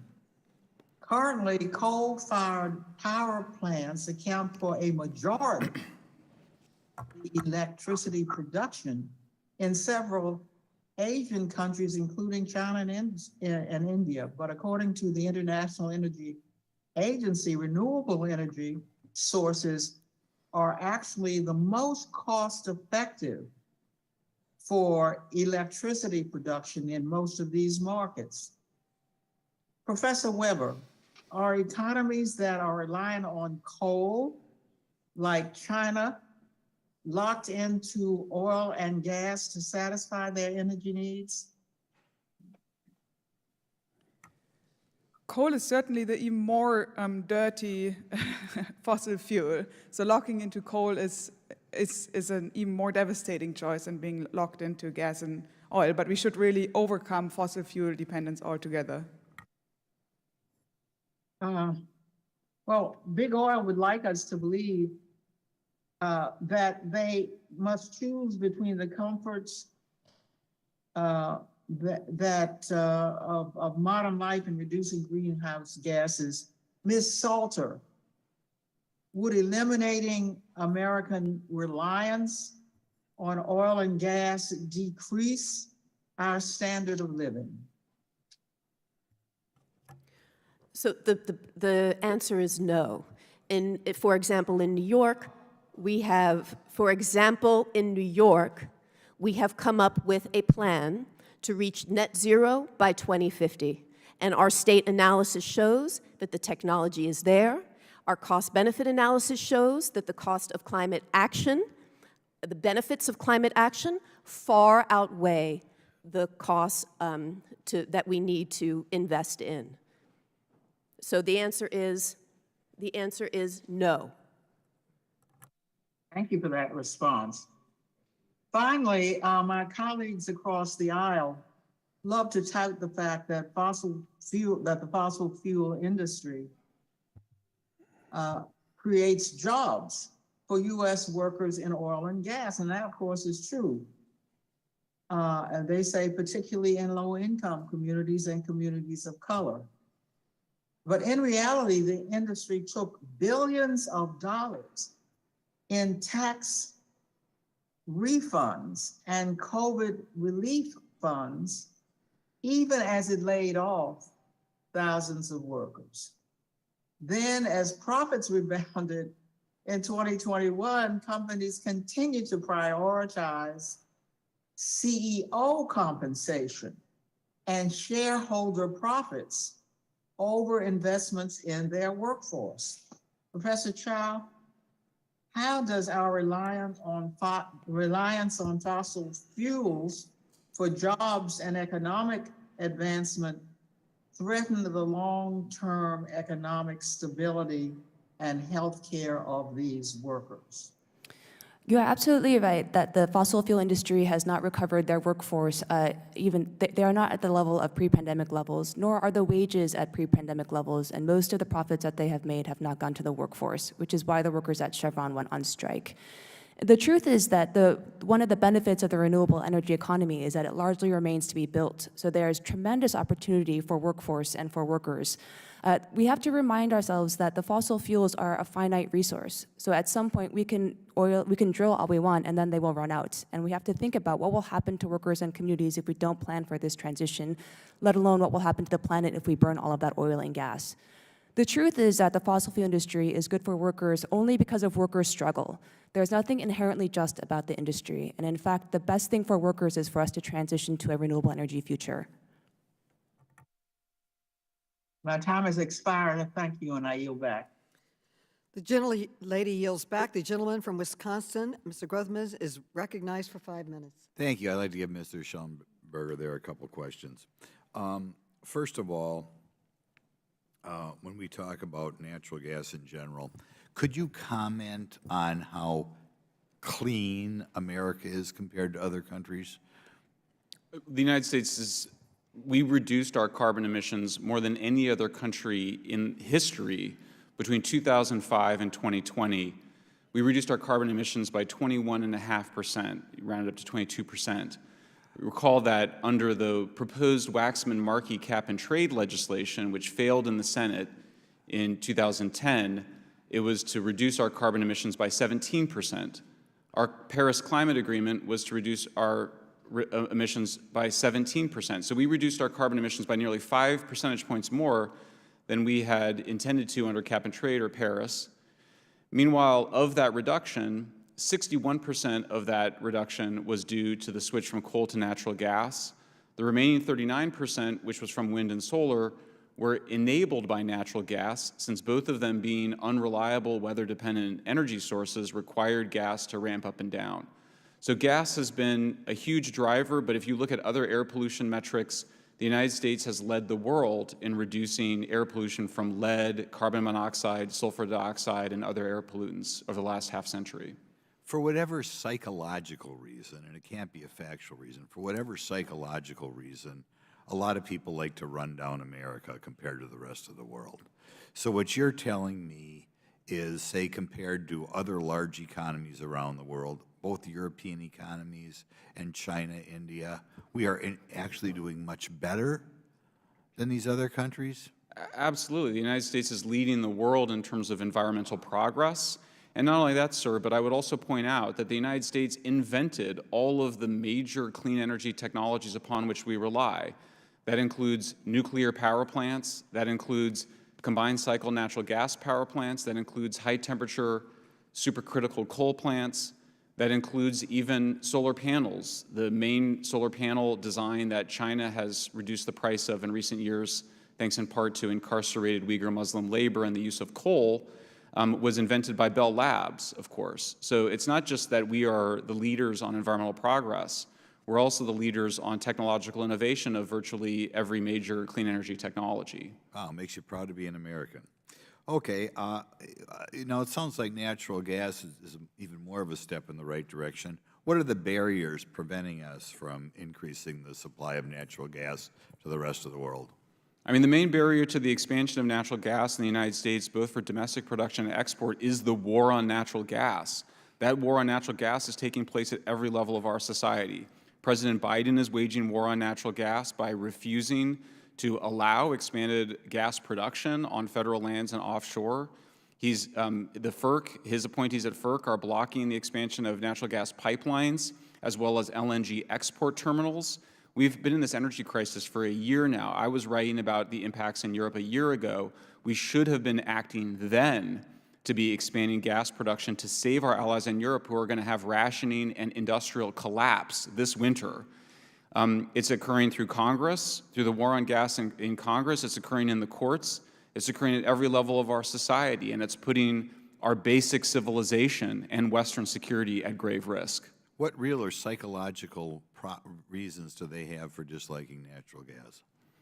The war on energy, the war on cheap and reliable energy has been going on since World War II. It's been motivated by an anti-human, anti-civilization, Malthusian mentality in the tradition of the British economist Robert Thomas Malthus. It's a very dark view of the human species. It's a view of humans as a blight on the planet. It's a view of modern Western industrial civilization as bad for the environment. It does not stem... Okay, I think you got far enough. It's more of a psychological thing than it is I mean, look, I think when you look at what's driving this, it's acting as a kind of substitute religion, complete with a new form of guilt, a new vision of apocalypse, a kind of fall from, frankly, a state of nature that never existed.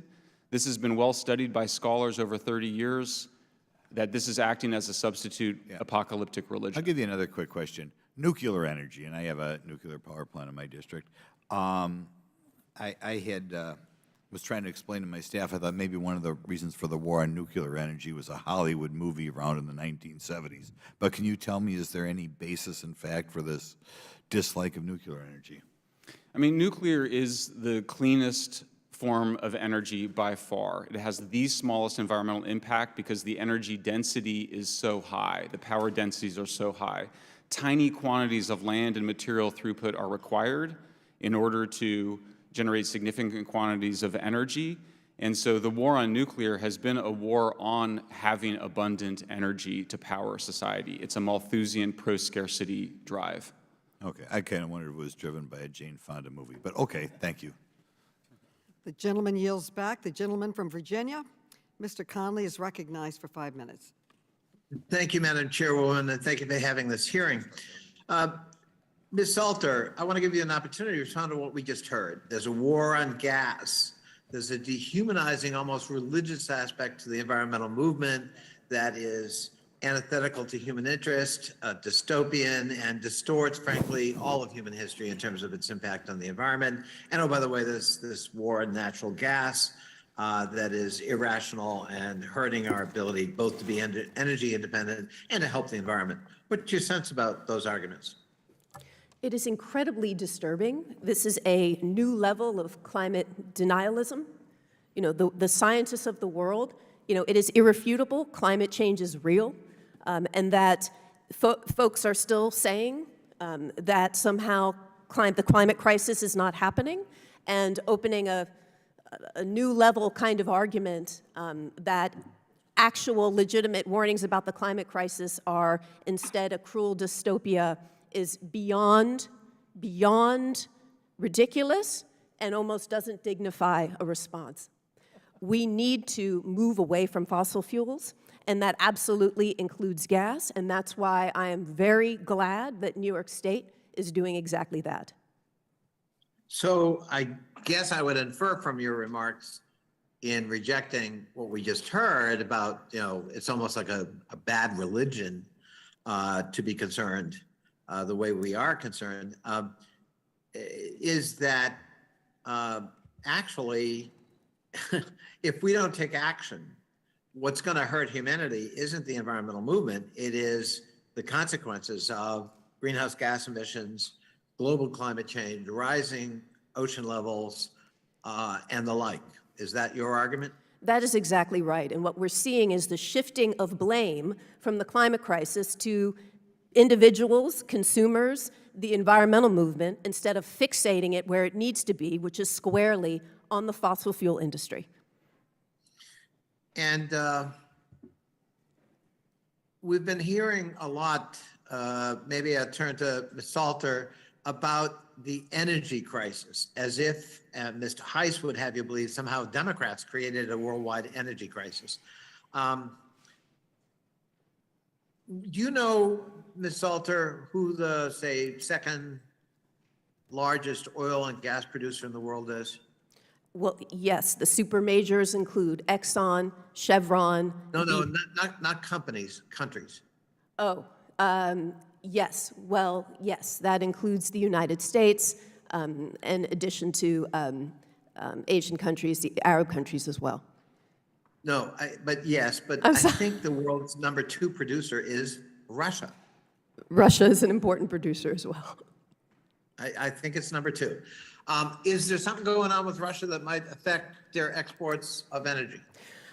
This is one of the most disingenuous arguments that you're hearing here today, is that energy security depends on it locking in our dependence on fossil fuels. We need to move away from fossil fuels so that we are not dependent on geopolitical forces completely beyond our control, including what you were referring to is this terrible, unjust war in Ukraine that was started by Russia. But the fact of the matter is, Russia, as a result, holding in abeyance your argument, which I certainly agree with, about moving away from fossil fuels. But before we even get there, Russia being #2, given the war in Ukraine and the sanctions that were imposed, their energy exports become problematic. Markets have been cut off to them. A price cap has been discussed among allies to limit the revenue they can They can generate they've lost customers, so they have to kind of go to places like China and India to try to sell their oil at a lower price. All of which means that there's an energy crisis in terms of absolute supply, given the importance of Russia in the market. Would that be a fair statement? Yes. So would it also be fair, and I know I'm sucking you into a political argument, but Mr. Heiss made it, so it needs to be refuted. So Democrats didn't cause that energy crisis. Russia did in invading Ukraine. That's absolutely right. And the refusal to act on clean energy at home is exacerbating it and has been exacerbating it for many years. Right. Another myth debunked. I rest my case and I yield back. Thank you. The gentleman yields back. The gentleman from Texas, Mr. Cloud, is recognized for 5 minutes. Thank you, Madam Chair. There's so much to cover in so little time. It's easy to draw the line between the war in Russia and the Ukraine to Biden's energy policies. It was predictable. It was predicted. As a matter of fact, under the Obama administration, we saw the same thing. So the United States authority and power in energy is what led to stability in the world, is what led to Middle East peace agreements that were historic, and to discount that is absolutely ridiculous. What's happening right now is leftist energy policies, or stupid energy policies, are literally killing people. We have people in Europe now burning wood to stay warm, which is, by the way, not as clean as natural gas. We have a war in the Ukraine, and you want to talk about carbon footprint. I think rebuilding a country after it's been destroyed is a pretty big carbon impact. I don't know how many electric vehicles we have to put in the car on the road to cover that kind of damage, but I imagine it's pretty crazy. And then China is building our, as you mentioned, building our solar panels by, they're powering their industry by building dozens of new coal plants because we're ceding our authority and giving our strategic oil reserves to China. Isn't it? It's absolutely ridiculous, and this is simply round 3 of the blame shifting that needs to happen when every American knows what's really happening. Now, recently I heard a minister say that it's not the lies the devil tells, it's really the half-truths that really kill you. And there's a whole lot of virtue signaling when it comes to the Green New Deal and all the efforts that go along with that, and so much of it is not based on science. And so I thought in some of our time today we would uncover some of the other half-truths. You mentioned it already, Mr. Schellenberger. Who controls most of the rare earth minerals in green new energy? China, by far. And one of the greatest drivers in the reduction of carbon emissions was the transition to natural gas. Yes. Through this committee has been set up to demonize the companies that produce natural gas. Here's the other side. Here's the face of the Green New Deal. This, you mentioned workforce conditions in the oil and gas industry here in the United States. This is a rare earth mine. Here's an article from the New Yorker magazine. Children as young as 3 learn to pick out the purest ore from rock slabs. Children who work in the mines are often drugged in order to suppress hunger. If the kids don't make enough money, they have no food for the day. Some children we interviewed did not remember the last time they had a meal. Near large mines, prostitution of women and young girls is pervasive. Other women wash raw mining minerals, which is full of toxic metals and in some cases mildly reactive. If a pregnant woman works with such heavy metal cobalt, it can increase her chances of having stillbirth or child with birth defects. In a recent study, women in the southern Congo had metal concentrations that are among the highest reported for women. The study also found a strong link between fathers who worked with mining chemicals, fetal abnormalities in their children. The kids, if they do work, they get some pay, but if they sold their minerals when they had the money, they're street gangs, thugs who could stop you on the roads and snatch your money. To safely pass, you had to pay so you can get safe passage, or they'll beat you. These are the work conditions, part of the picture that doesn't ever get told about rare earth minerals. This is the Green New Deal, the face of it, and the work conditions. Now, you say that renewable energy is infinite and natural energy is somehow, or our normal oil and gas is somehow this finite resource, and there's this messaging like clean energy, green energy, renewable energy, which most people now I think could call intermittent energy, is somehow like forever. But rare earth minerals are, Mr. Schellenberg, are rare earth minerals a finite resource on Earth? Well, there are no, I mean, all resources are finite. Yeah. No, I mean, it's the high material intensities are required for renewables because they are so energy dilute. This is just basic physics. You need more land and more material throughput when you're relying on the sunlight and the wind because they are not energy dense. That's the difference. You go up the energy ladder. This is just basic physics. Wood to coal to oil to natural gas to uranium, you're going up the energy ladder towards higher energy densities, towards lower environmental impact because you're literally using less of the natural environment. This is not controversial in energy. This is basic energy science, basic physics. So that's what you're doing. If you're moving down the energy ladder back towards resources that depend on the sunlight and the wind, you're going to use much more natural resource. That's why you have those devastating impacts.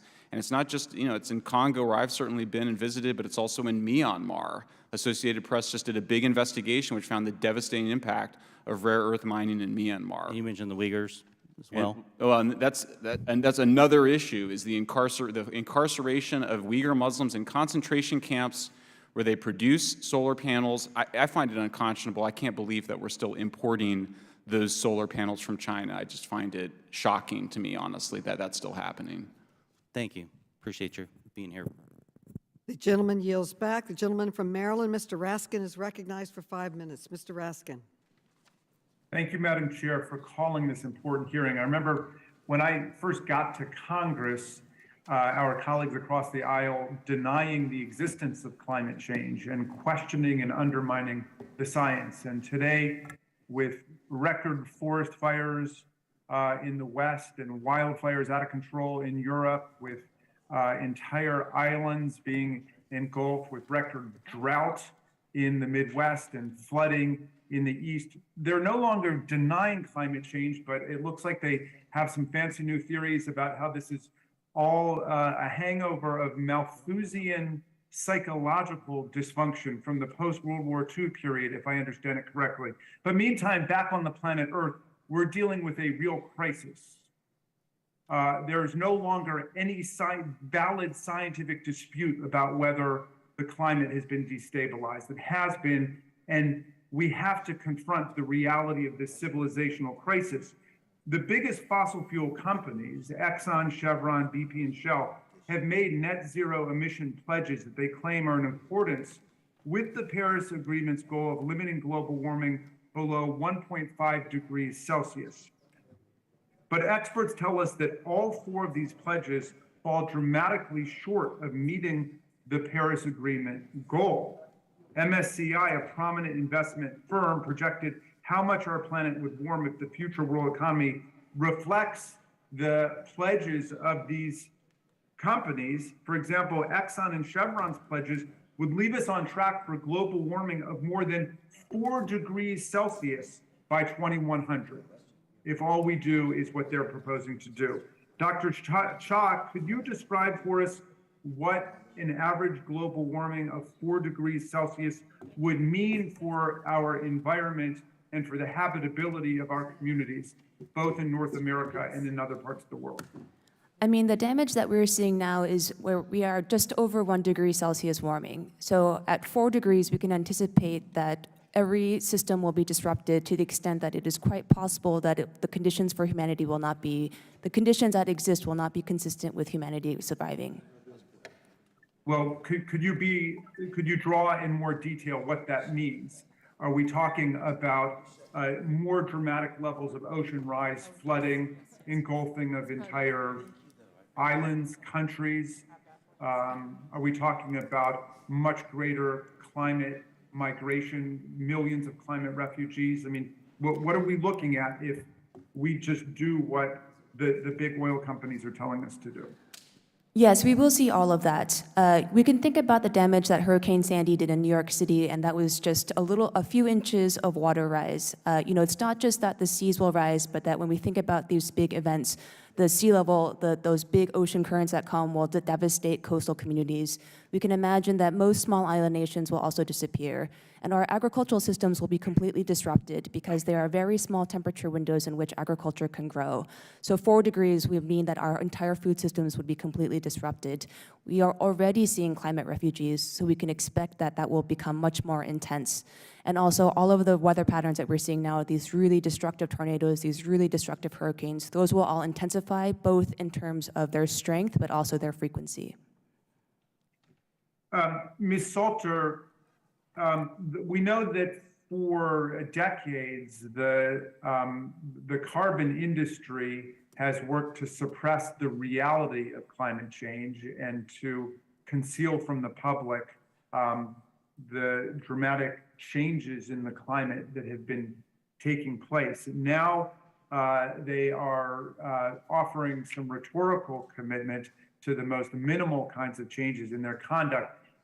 If we continue to follow the lead of big oil and the carbon barons, will we be able to make the changes we need to make in order to preserve habitable life on our planet for our people?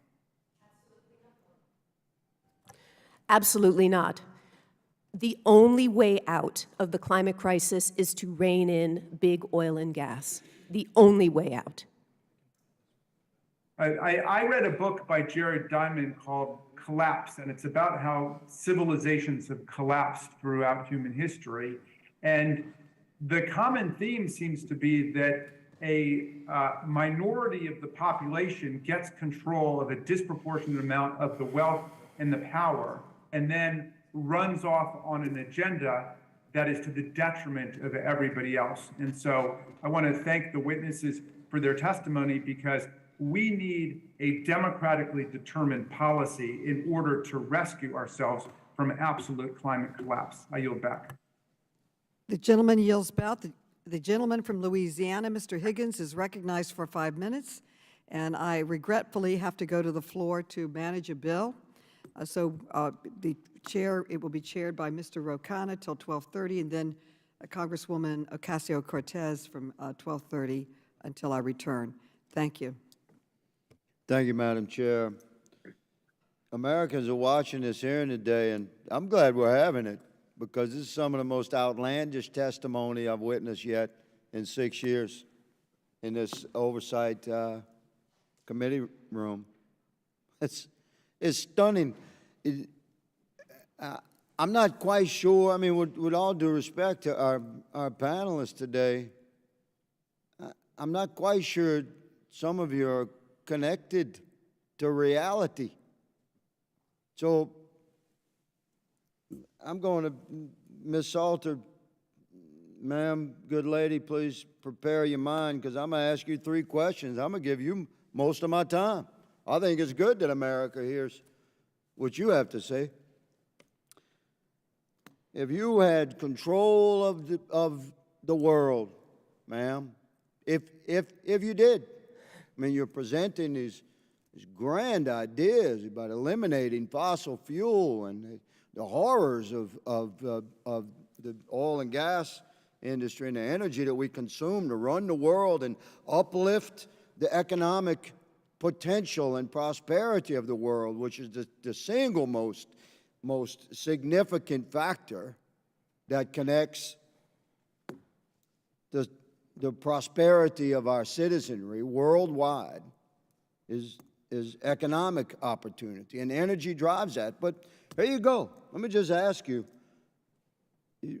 what would you do? I have 3 questions, so try and keep your answers within 30 or 40 seconds, please. What would you do with petrochemical products?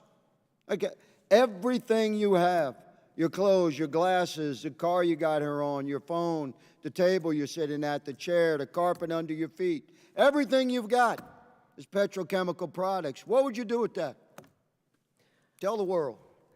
If I had that power in the world, actually, I don't need that power, because what I would do is ask you, sir, from Louisiana. I'm giving you the power. You're presenting. To search it's impossible you, sir, what from you're Louisiana, to search your heart and understand why the EPA knows that toxic petrochemical facilities are some of the most toxic, polluting facilities in the world and are killing black people throughout Louisiana. Okay, so my first thing would to be you to search your heart and ask your God what you are doing to the black and poor people in Louisiana. That would be my first thing to ask. Let's just have one at a time so that we can. It's my time, Mr. Chairman. If I reclaim my time, I shall. I'm going to give this young lady an opportunity. You might not like it, but America needs to hear it.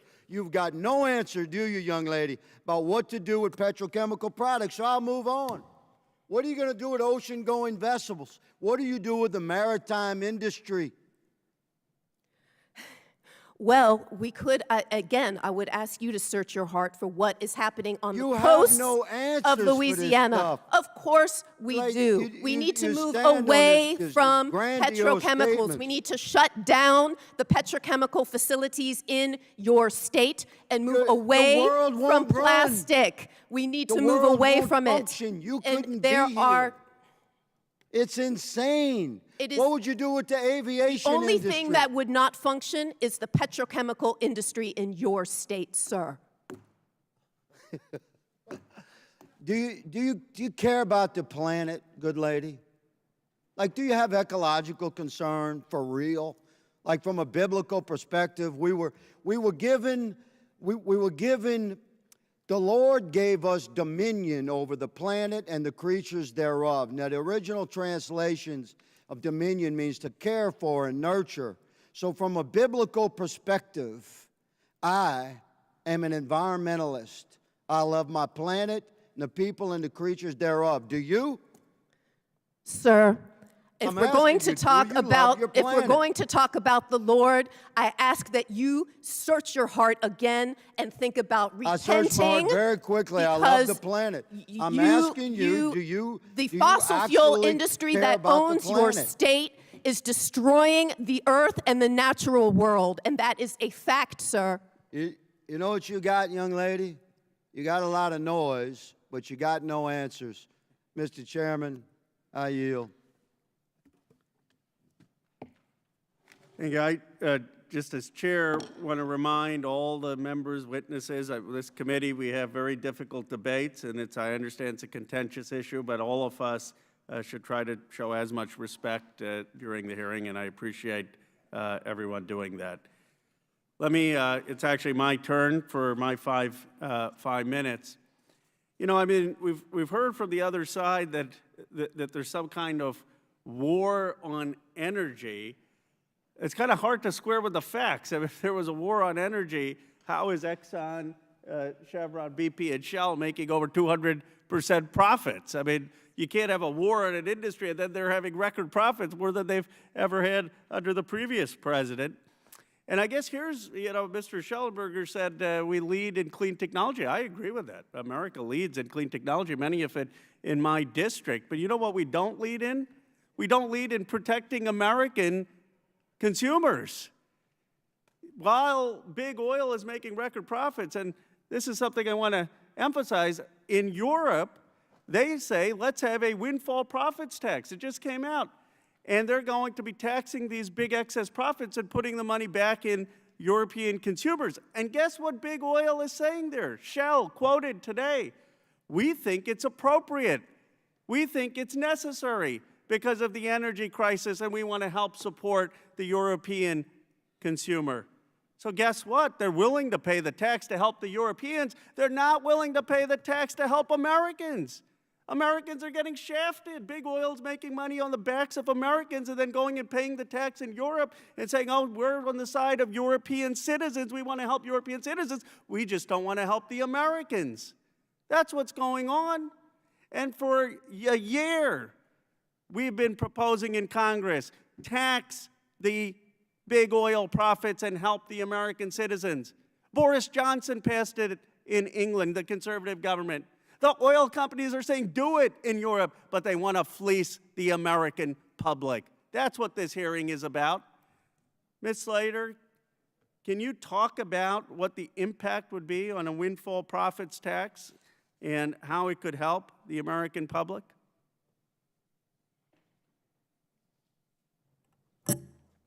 What my answer to that is that we absolutely need to be looking at all of the significant ways that we can address inflation, and looking into where profits have been a windfall and having an honest conversation and look at that could lead to policies that would lead to significant relief and more equality.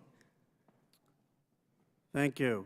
And Dr. Shah, the oil company's messaging has been on net zero plans, that they want to have net zero. Is that actually consistent with what they're doing and where they're investing? Absolutely not. They are investing in increasing oil and gas production. There has been no shift in their business model away from fossil fuels. And I would also point out that they have 9,000 unused oil and gas drilling permits.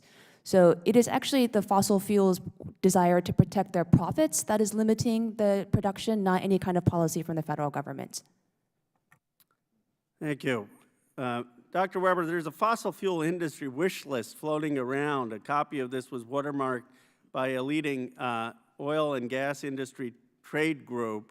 If that wish list were to pass with frontline communities, could you and Ms. Slater maybe just share what the impact would be? Sure. I would also like to speak broader about the implications of the fossil fuel dependence for American enterprise, which has been one of the important topics that has been raised. I want to re-emphasize that the largest employer, Walmart, sees itself being squeezed by the exploding fossil fuel prices. So fossil fuel price explosions and profit explosions are putting American jobs at risk. They are also undermining American external competitiveness, since all other firms in the American economy are facing these exploded risks. So from that perspective then, fossil fuel dependence is actually undermining the position of the American economy in the world economy. If I may, I would also like to... Thank you. I want to get Ms. Salter in there. And I do want to, before just going to Ms. Salter, recognize the extraordinary staff here, Greta Gao, Russ Anello, Ethan Van Ness, Katie Thomas, Kevin Fox, and Arya Kovalich in helping convene this hearing. And Ms. Salter, I want to give you the last word. Well, thank you so much.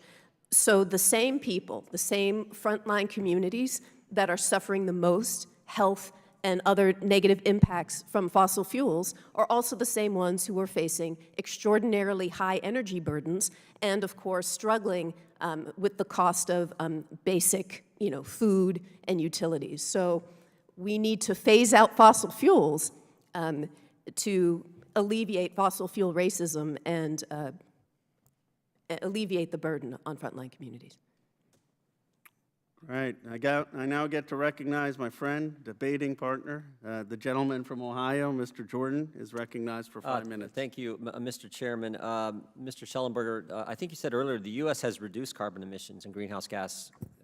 Greenhouse gas reduction has happened in America, right? Yes, sir. And it's significant, right? Massive, the biggest in history. So the biggest in history, much more than China or India, some of our bigger competitors economically, more than the European Union in absolute numbers, right? Yes. Is there any country in the world that's done better than the United States? No. So we're the best. Yes. The best when it comes to dealing with the climate. By far. Okay.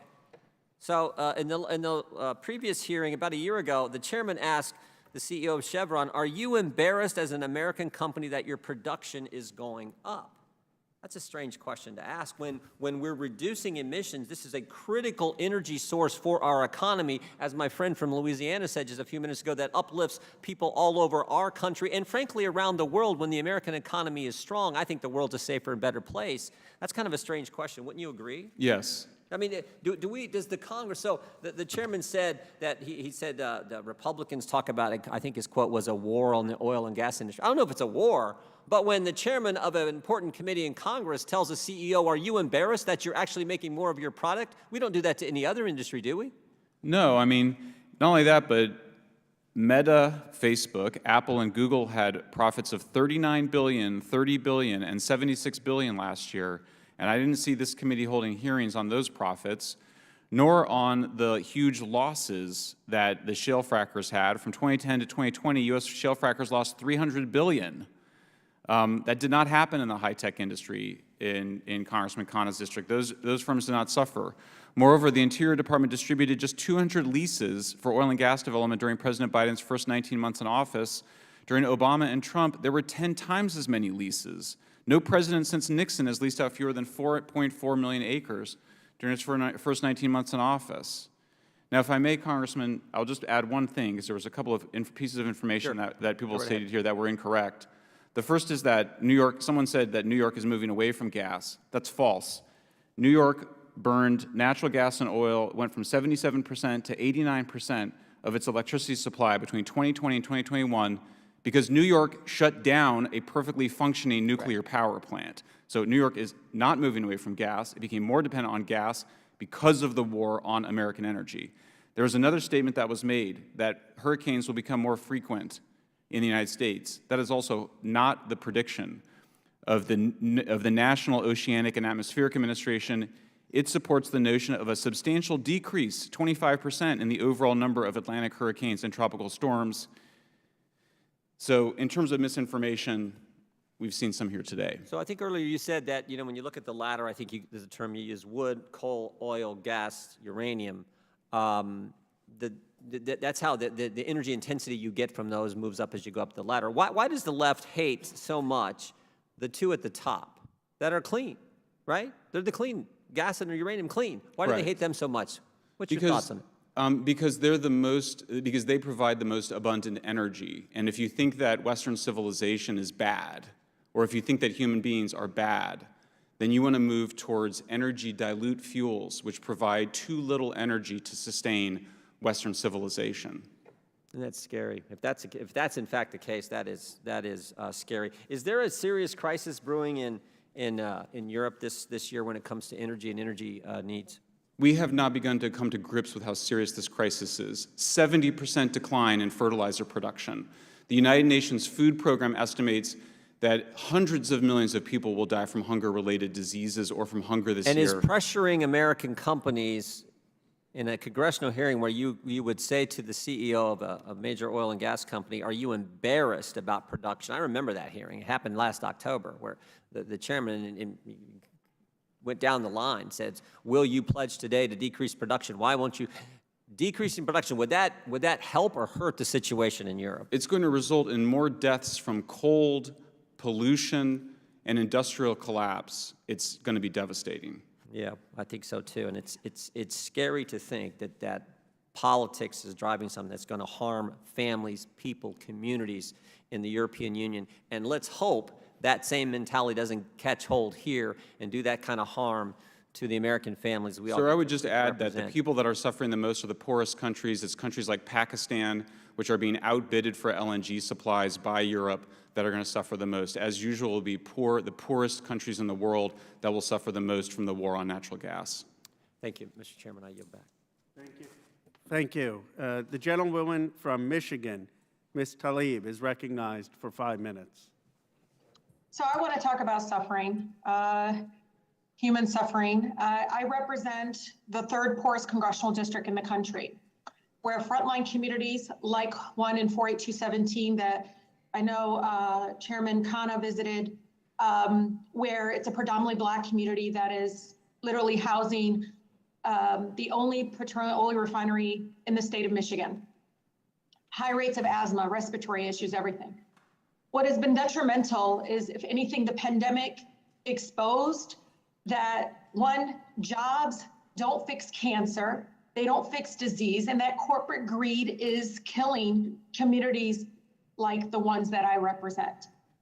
And more Black folks during the pandemic in Michigan died of COVID than any other community because of pre-existing condition, because of environmental racism, of having us pay the toll of big oil deciding to come in our backyard, not the ones right now pumping all this stuff, our backyard. Even though Black folks, the total population of Michigan made up less than 15% of the total population, they still died at like 40% rate than any other community. And so it is important that we as House Oversight Committee understand our role. We have to protect the American people. And there are intentional policy decisions being made right now around big oil that is, extracting, that is killing people. And that corporate greed is also resulting in pushing people even more into poverty or having them struggle even more because of the continued price gouging and so much more. So I do want to talk to some of the panelists about this because, one thing that I know is when companies got permission to expand, for instance, certain plants in my communities and so forth, even the process of permission to pollute hasn't resulted in actually protecting the public health of many of my residents. Again, though we don't have universal health care in our country. Most of my frontline communities, so hardworking folks, are frontline workers that don't have access to health care coverage. They don't have access to a number of things that, again, help keep them alive and be able to thrive. And so, I think, Dr. Cha, one of the things that I've noticed, like, for instance, I see it's a true fact that, Black children are 34% more likely to develop asthma, become unhealthy, have unhealthy air quality and so forth. Do you think, Dr. Cha, that our communities, frontline communities like Detroit, like my Wayne County communities, which haven't met Clean Air Act standards since 2013, are they paying the price of corporate greed among fossil fuel industry with their health? Absolutely. Part of the reason why we want to move away from fossil fuels is the air pollution and the damage to health that you are seeing from these very dangerous resources. And despite this very strange theory that you're hearing that environmentalists hate humanity, the reason why we want to move away from fossil fuels is because we want to protect people. We want to make their health better. Fossil fuels are polluting communities across the country, like your own representative. So it's not that environmentalists hate people, it is actually the very contrary, because we want to protect humanity, that we are in this hearing and that we are hoping to reduce the effect and the power of the fossil fuel industry. And the climate-related disasters that we're seeing across our country, it's almost like people are trying to wash it away like it doesn't exist, that we still have to do all of these things, and understanding the reality is that people are being directly impacted by us doing nothing but, again, extracting and creating more harm to our environment that, again, leads to me, I think it continues to lead to permanent displacement and increased poverty, which we're going to have to deal with in the future. Ms. Salter, I, struggle to what I tell my residents because they understand the climate is here. They understand that pollution is harming their communities. What do you think we can do as in Congress to proactively protect these communities? Because we're hearing this economic debate, but there's this human element of harm that is happening that keeps getting whitewashed because folks want to continue to talk about the economics, which I don't understand. We're end up paying the cost of the harm in the future anyways, with death and illnesses that we continue to see rise, including cancer, respiratory, asthma. Well, you're absolutely right that people of color, in particular Black people, are found to bear a disproportionately high burden of fossil fuel pollution across the United States. Black people have a 1.54 times more of the exposure to particulate matter compared to the overall population. And this is environmental racism and fossil fuel racism. And we need to phase out fossil fuels. And we also need to enforce air quality standards and transition away from fossil fuels. Thank you. I yield. Thank you. The gentleman from Ohio, Mr. Gibbs, is recognized for 5 minutes. Thank you. Boy, this testimony has been unbelievable. Some people, I think, live in a different world or fantasy land. I want to go back to the early 1900s. Most of we were an agrarian society, and we had the Industrial Revolution, and we lifted people out of poverty. We improved people's standard of living, and it was really driven by American technology, American ingenuity and innovation, and our energy, having an energy source. And then, we progressed through the 1900s and in the 2000s, and yeah, we had challenges. We produced more energy, and we had challenges. We had some pollution issues, and we used technology to fix those sulfur dioxide and all the issues. I can remember driving to my grandparents' house, riding with my parents when I was a kid, going through Gary, Indiana. I had to hold my breath, we had all kinds of issues, and we've made a tremendous improvement. And the United States is a leader in the world now in reducing pollution, and we were the leader in the world at producing good, clean energy. Some of it was renewable, and a lot of it's from fossil fuels, and it's really a sad day that nuclear has kind of gone by the wayside, because that's probably that and fuel cell technology and some of that technology, hydrogen, probably makes a lot more sense than a lot of things. But you know, we had a lot of discussion here. I heard some discussion about a windfall profits tax. You know, if you want to make inflation worse, do a windfall profits tax and make government bigger and send that money back to the people so you increase the demand to buy goods and services that are where this administration has been limiting demand. And, you know, that's the number, the Econ 101 is what's inflation. Inflation is when you have too many dollars chasing too few goods. And so what this administration has done, it's tried to increase demand by throwing all this currency out in the economy, and it's limited demand, especially in the energy sector. And then we talk about national security, talk about food security. You know, we feed the world, American agriculture. Now think about that. How do we do that? We do that because we have a technology, we have fertilizer, we have agronomic.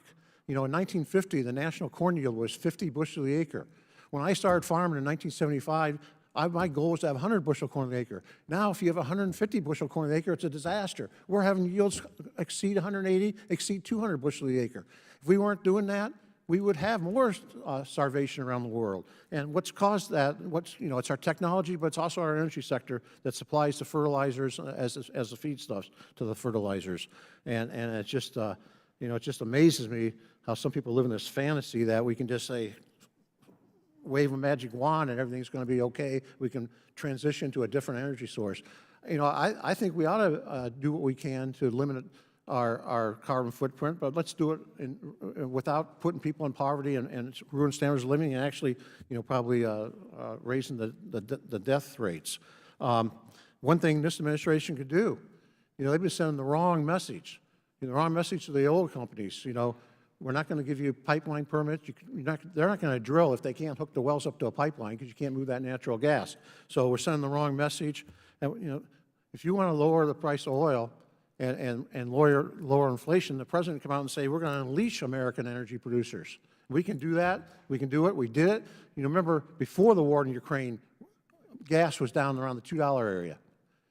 And it went up before the war in Ukraine. And because of the policies of canceling pipelines, incentivizing energy companies to not do anything because they demonize them, and this, you know, we're just going the wrong about this. We can transition to a cleaner energy, but we just can't do it overnight. And we let American innovation and technology. And Mr. Schellenberger, it's a breath of fresh air to hear your testimony today. You made so many good points. I think when you talk about energy density, I learned something there. It makes a lot of sense. I hope some of the other panelists will listen to that. We just drove through northern Maine and northern New Hampshire a couple weeks ago, and even my wife noticed this, and she doesn't notice a whole lot of things when we're driving because she's usually sleeping. But she noticed everybody in the rural areas, they got wood piled up around their houses. It's unbelievable. They're going to burn wood. You know why? Because New England has to have a lot of heating oil because the state of New York won't let a pipeline to take that Marcellus and Utica shale from Ohio and Pennsylvania. And so, which is cleaner than burning wood, and you're going to see that in Europe, right, Mr. Schellenberger? The wood consumption is probably going through the roof, isn't it? Yeah, and they're devastating the native forests because of it. There was just a big New York Times piece about it. So absolutely, energy density is the driver of environmental quality. But we're lowering our standard of living, and we're also at the same time not improving the environment. And it's like I say, America's been a leader in that. And the one comment that's made, the best thing we could do is shut down fossil fuels, shut down the energy companies, the oil companies are the fault. How about China and India? Why didn't you mention that? China and India, worst polluters everywhere around. All types of pollution. I'm out of time, I have to yield back, but thank you for your testimony today, Mr. Schellenberger. Thank you. The chair recognizes the gentlewoman from New York, Ms. Ocasio-Cortez, for 5 minutes. Thank you so much, Mr. Chair. And I unfortunately, I wish I could use all my time on questioning, but I wanted to address Ms. Salter directly. I just want you to know that in the 4 years that I've sat on this committee, I have never seen members of Congress, Republican or Democrat, disrespect a witness in the way that I have seen them disrespect you today. I do not care what party they are in. I've never seen anything like that. And for the gentleman of Louisiana and the comfort that he felt in yelling at you like that, there's more than one way to get a point across. And frankly, men who treat women like that in public, I fear how they treat them in private. We can be better than this. We don't have to resort to yelling. Moving on. I want to tell a story about last year, back in October of 2021. And frankly, and you know what, I'm going to stop as well. I would hope that someone would issue you an apology, but because I don't believe he will, I want to apologize to you about the conduct of this committee and what we just witnessed. The people do not deserve to see that. And we deserve to put forward a better front. So I just want to let you know that, Ms. Salter. Thank you, ma'am. I just wanted to thank you. And you've provided so much leadership and courage. They can come for me all day long. Well, let's get them today then. Let's tell a little story about last year, back in October of 2021. We held a hearing with fossil fuel executives, including the CEO of ExxonMobil. And what we found in that investigation is that big oil and gas had spent nearly $55.6 million on political lobbying here in Congress throughout the entire year. And last year, infamously, what was also going on was the development of the Build Back Better Act, which was supposed to be the largest climate action in American history. Now, provisions were saved during the Inflation Reduction Act, but the lobbying, the influence of fossil fuel lobbying during that time was undeniable. Additionally, the American Petroleum Institute had spent more than $2 million and a 7-figure ad buy spreading misinformation to kill the Build Back Better Act. Dr. Cha, you mentioned fossil fuel companies, not just their lobbying activity, but their public relations campaigns. Now, very quickly, what are some of the platforms and kind of places that you see some of the PR campaigns placing their misinformation? I see it everywhere. On Facebook, I just saw one on TV the other day. You know, things like they always say carbon dioxide, it's life. Those kind of things are the misinformation that they do. And so you see them on television, correct? All the time. YouTube pre-roll ads. Print ads. Billboards. Digital media. I want to talk a little bit about political newsletters, because those are very targeted towards members of Congress, chiefs of staff, and other policymakers here on the Hill. A joint investigation from Gizmodo and the Heated newsletter found, and I'd like to submit this to the congressional record, found that oil company advertising exploded in Washington, D.C. last year in D.C.-based newsletters in the lead up to the October 21 hearing here in this committee calling fossil fuel executives to testify. For example, between October 1st and October 22nd of 2021, 100% of Politico's morning energy newsletters were sponsored and funded by the fossil fuel industry. This also happened to be when we were in the thick of negotiating the Build Back Better Act and 3 weeks leading up to our hearing on big oil's role in promoting climate misinformation. From October 1st to October 22nd, 63% of Punchbowl newsletters were sponsored by fossil fuel companies or interest groups, and every single one of the morning energy newsletters were sponsored by big oil. 62% of Axios's Generate newsletters were sponsored by fossil fuel interests. The Gizmodo investigation points out that these rates are highly unusual. I was wondering, Dr. Cha, if you could speak to how that influences, how those types of ads influence the negotiating environment and political and legislative outcomes of what's happening in Congress. I think they have a direct influence, of course, because one thing that they do is they mainstream their talking points so they become very normal, even though what they're saying is quite extreme. They regularly do full-page ads in the New York Times to make it seem like they're doing what they need to be doing to meet their climate targets, when in fact we know that it is the exact opposite. They've also done things like pretended that they are in favor of carbon taxes, even though they lobby against them and in behind the scenes. So what they're trying to do is mainstream and normalize their behavior so that people don't think that what they're doing is so destructive, even though that we know what it is so destructive. Thank you. And Thank you, unfortunately, my Dr. time Trout. has expired. Thank you, Representative Ocasio-Cortez, and Representative Ocasio-Cortez will be chairing the hearing for the remainder of the time until Chairwoman Maloney returns. But before she assumes the chair, I will recognize the gentlewoman from New Mexico, Ms. Harrell, for 5 minutes. Thank you, Mr. Chair. And before I get started, I do think that Congresswoman Ocasio-Cortez needs to be careful because Representative Kishamorthy often routinely disrespects Republican witnesses like Dr. Scott, Mary Catherine Ham, and Carrie Lucas. So I think before we start pointing fingers, we need to be very careful about both sides of the aisle. And with that, Mr. Schellenberger, I do have a question because through this committee hearing, I've heard a number of comments, racial, climate racism, health of populations that are being impacted. But I just want to ask a question. Looking at research I've done, you know, face masks, gloves, IV tubes, trays, monitors, ventilators, heart valves, replacement arms and limbs, legs, are all made of petroleum products. So what's the backup plan? If we go and move so far away from petroleum product development of petroleum products, how are we going to even help these people that need the medical attention that we're talking about or hearing about in this committee today? Thank you for the question. I think it's important to put plastics in context. The first plastics were made out of elephant tusks, sea turtle shells, when we call tortoise shell glasses. Right. Happily, these are not made from sea turtles anymore. They're made out of petrochemical byproducts, a waste byproduct. We have a very good solution with what to do with them after you use them, which is to put them in landfills or incinerate them. The dioxins have now been removed from that process.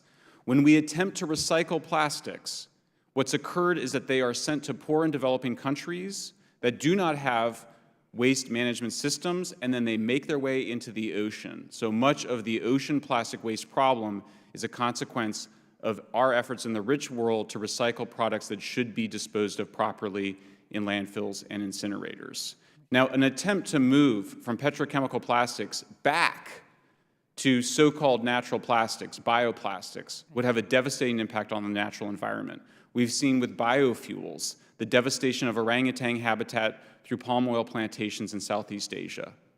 We've seen, I'm a big critic, and I know it's a big bipartisan issue here, but I do not think that biofuels are the way to go, because what they're doing is they're using landscapes that should be used for critical habitat for endangered species and conservation. You're basically moving down the energy ladder from energy-dense fuels towards energy-dilute fuels.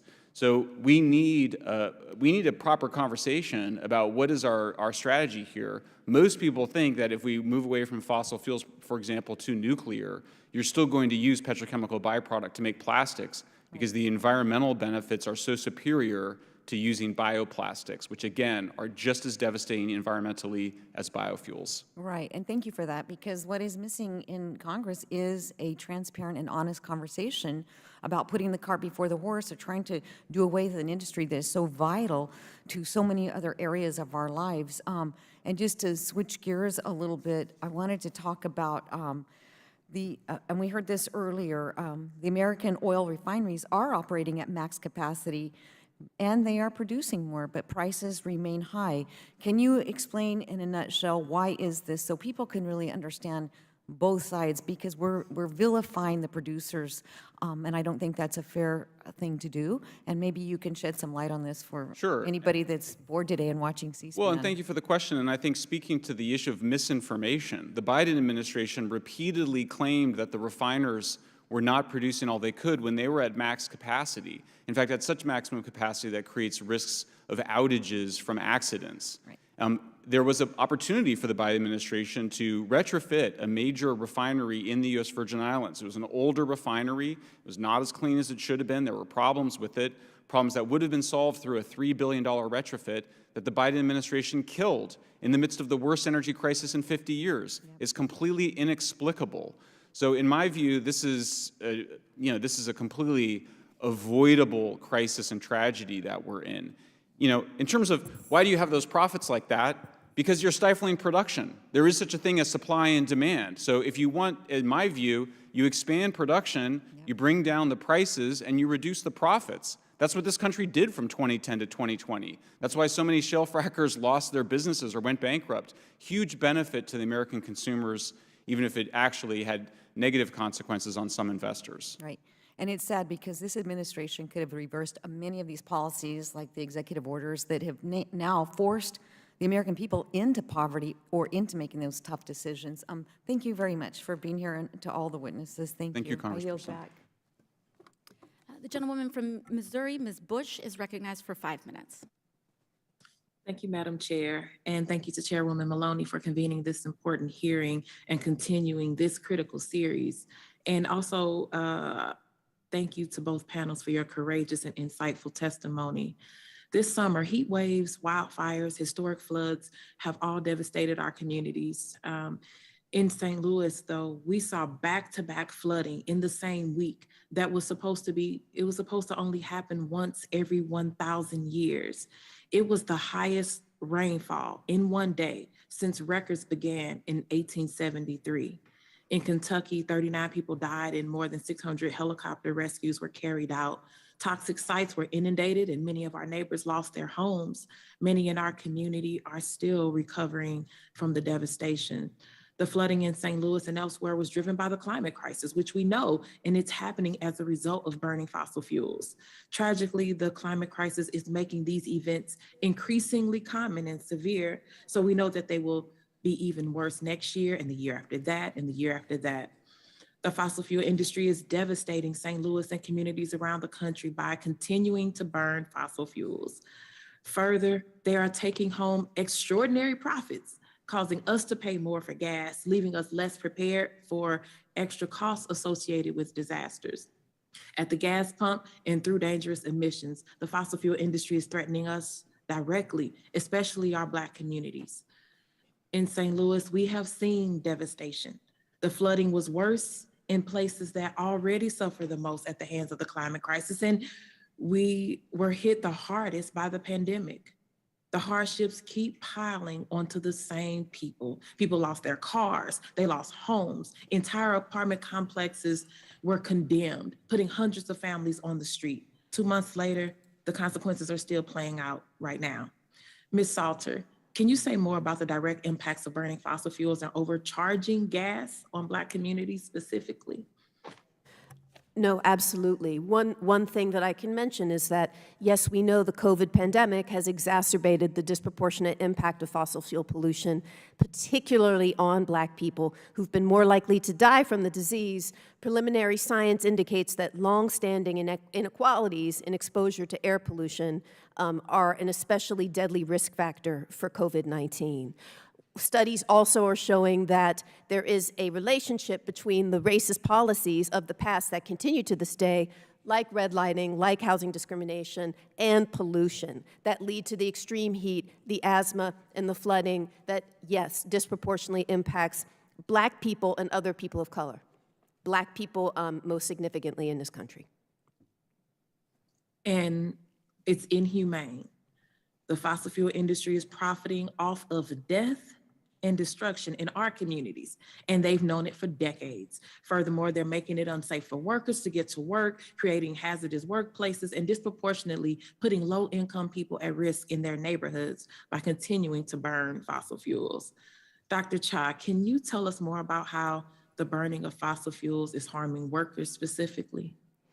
Well, the fossil fuel industry in general is very dangerous work. We can think about coal mining, oil and gas drilling. It's all those toxics that are released, that are needed to release oil and gas from the ground, are then directly inhaled by workers. Part of the reason why the fossil fuel industry has higher wages is because it is very dangerous work. So, even when we burn fossil fuels, it's not just carbon dioxide that's released, but there are other air pollutants that are released that are dangerous to communities and to workers. And to increase profits, fossil fuel companies often cut safety and safety measures so that they can increase their profits, but all at the expense of workers. That again is inhumane. Thank you, and I yield back. The gentleman from Pennsylvania, Mr. Keller, is recognized for 5 minutes. Thank you, Chair, Ranking Member Comer, and witnesses for being here today. This Tuesday, the President and congressional Democrats met on the South Lawn of the White House to listen to music and celebrate the passage of their massive $740 billion so-called Inflation Reduction Act. I actually refer to it as the Income Reduction Act because it's reducing the income of many hardworking Americans. While President Biden called the IRA the single most important legislation passed in the Congress to combat inflation, and Speaker Pelosi said it was beautifully named for all it does, the stock market was free-falling to its worst day in over 2 years. That morning, the Bureau of Labor Statistics reported an August inflation rate of 8.3%. Put differently, since last August, unchecked Democrat spending, including the IRA, has taken 1 month's income from every American. 8.3%. So every American just lost 1 month of their income. But rather than ironically adding to the very problem it was named to combat, the Inflation Reduction Act ensures energy prices will continue to rise. Mr. Schellenberger, just a couple questions. It's my understanding that by 2050, the need for energy around the globe will increase by about 50%. Is that correct? Yes, sir. And currently, is it correct that we get roughly 60% or maybe a little bit more of our energy from natural gas, oil, coal? Yes. Okay. So while we need to increase 50%, there's people that want to eliminate 60% or a little bit more of how we currently get our energy. Yes, that's correct. I guess it's going to get a lot more hotter in this building over the upcoming years. We should probably turn off the air conditioning here first, quite frankly, and lead by example. Maybe the president should have led by example and practiced mail-in balloting rather than flying Air Force One in his motorcade to go vote. Or plan to do it when he was on one of his vacation days already in Delaware instead of making a special trip. But anyway, sorry, I didn't mean to digress, but in light of the hundreds of billions of dollars invested in the IRA, how viable is an energy agenda that excludes fossil fuels? Well, we're seeing it play out in my home state of California, where we've done the biggest investments in renewables by far. And we announced on August 25th that we were going to phase out internal combustion engines. And on August 30th, we asked people not to charge their electric cars between 4 and 9 p.m. So we are absolutely not prepared. We came so close to blackouts that they've been burning kerosene and diesel. And by the way, I share the concern with environmental justice expressed here. The kerosene and diesel that they're burning in California is because we weren't burning enough natural gas and because we shut down our nuclear plants. Well, which has more emissions than the kerosene and diesel or natural gas? Significantly more emissions from the kerosene and diesel, sir. I would have thought that, but... Again, and in terms of the renewables, it's the problem with the energy density.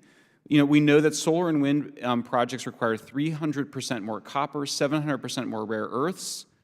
Wind, solar, and batteries require 1,000% more steel, concrete, and glass, 300% more copper, I mentioned, 4,200% more lithium. We're talking significant increase of the material intensity of energy. That is, by definition, going to cause inflation. That is going to make energy more expensive.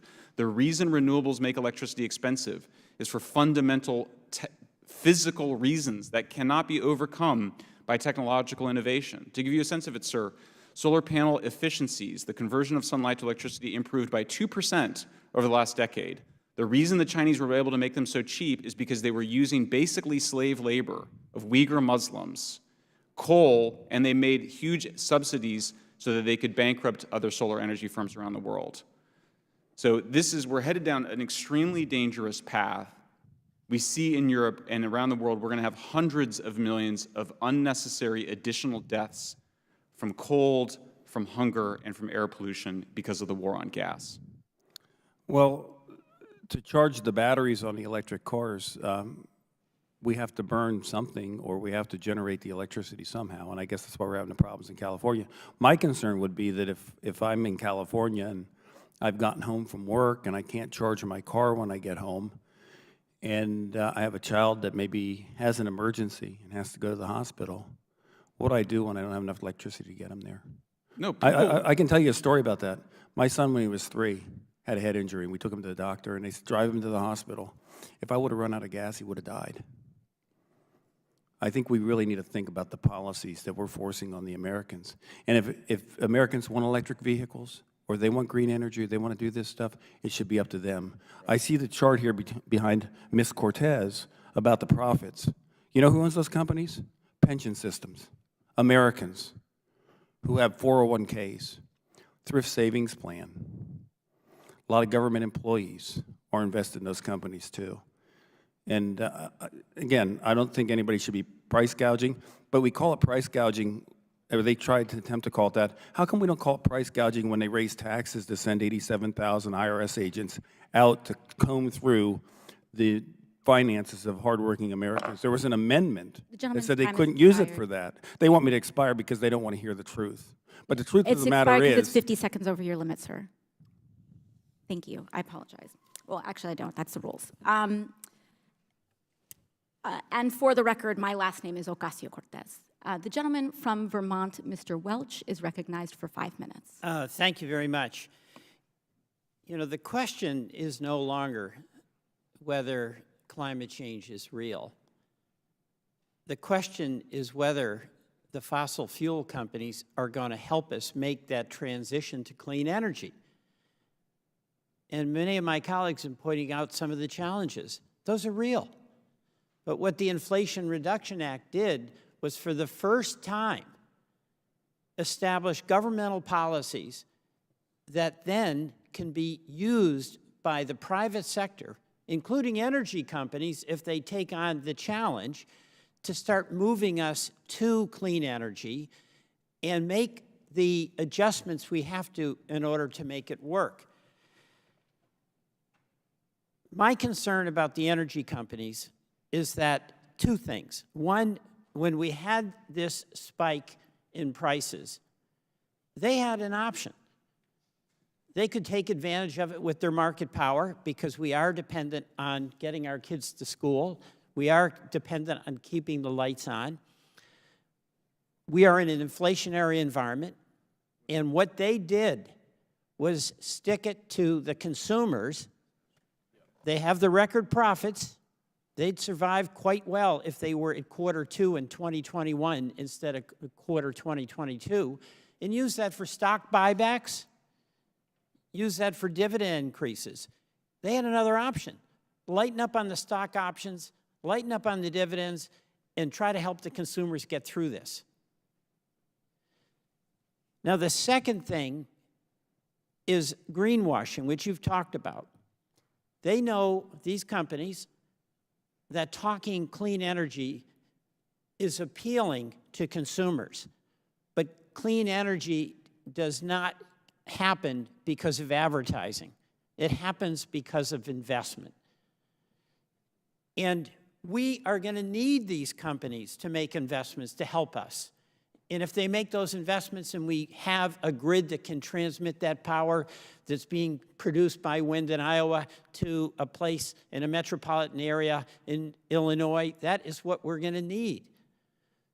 Dr. Weber, is there a threat to our well-being if we don't invest in clean energy and solving the challenges of getting the clean energy, air and wind and solar, to where it's needed? I think there's an immediate threat, and there is a threat that also goes through a number of important economic channels. So first of all, these exploding fossil fuel prices unsettle the whole of the American economy, landing us in the kind of inflation crisis that we find ourselves in, which hits the victims of climate change, Black and brown communities first and foremost. Secondly, it undermines other industries that would actually make productive investments, because if profits explode in one sector, it becomes incomparably more attractive to put all the money into the fossil fuel sector rather than into sectors that we need to build up a cleaner economy, to build up an economy that actually is sustainable for the American people.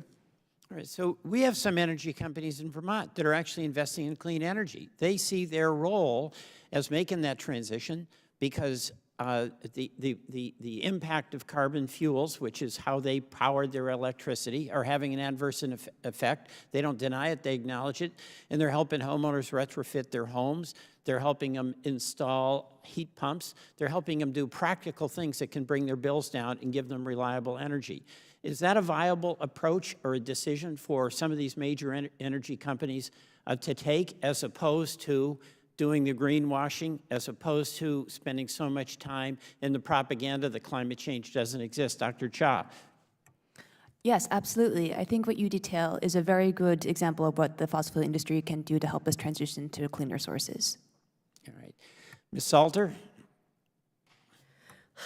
Unfortunately, the fossil fuel industry has shown that they have absolutely no intention of investing in clean energy because fossil fuels are their most valuable asset. This has been at the heart of the deception. And Right. So they got assets in the ground, they want to defend them and keep selling gas for $5, or now I guess it's $4 a gallon. That's correct. They have shown limited willingness to invest, and they want to protect their core asset, which is fossil fuels. All right, I yield back. Thank you. The gentleman from Georgia, Mr. Clyde, is recognized for 5 minutes. Thank you, Madam Chairwoman. We are here today because of Democrats' desire to continue a sham investigation, which has been ongoing now for over a year. Last year, Democrats threatened the oil and gas industry with subpoenas months before even inviting them to a hearing, despite the appearance of oil and gas CEOs at a 6-hour committee hearing on October the 28th.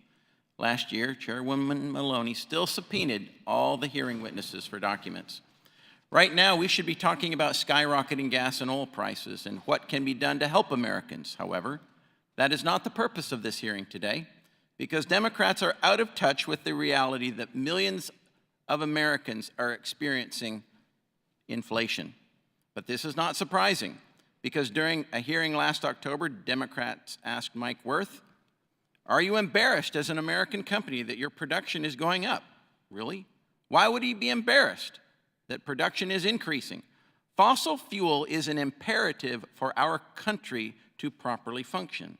And it is stunning that people in this hearing room actually think that we can eliminate fossil fuel.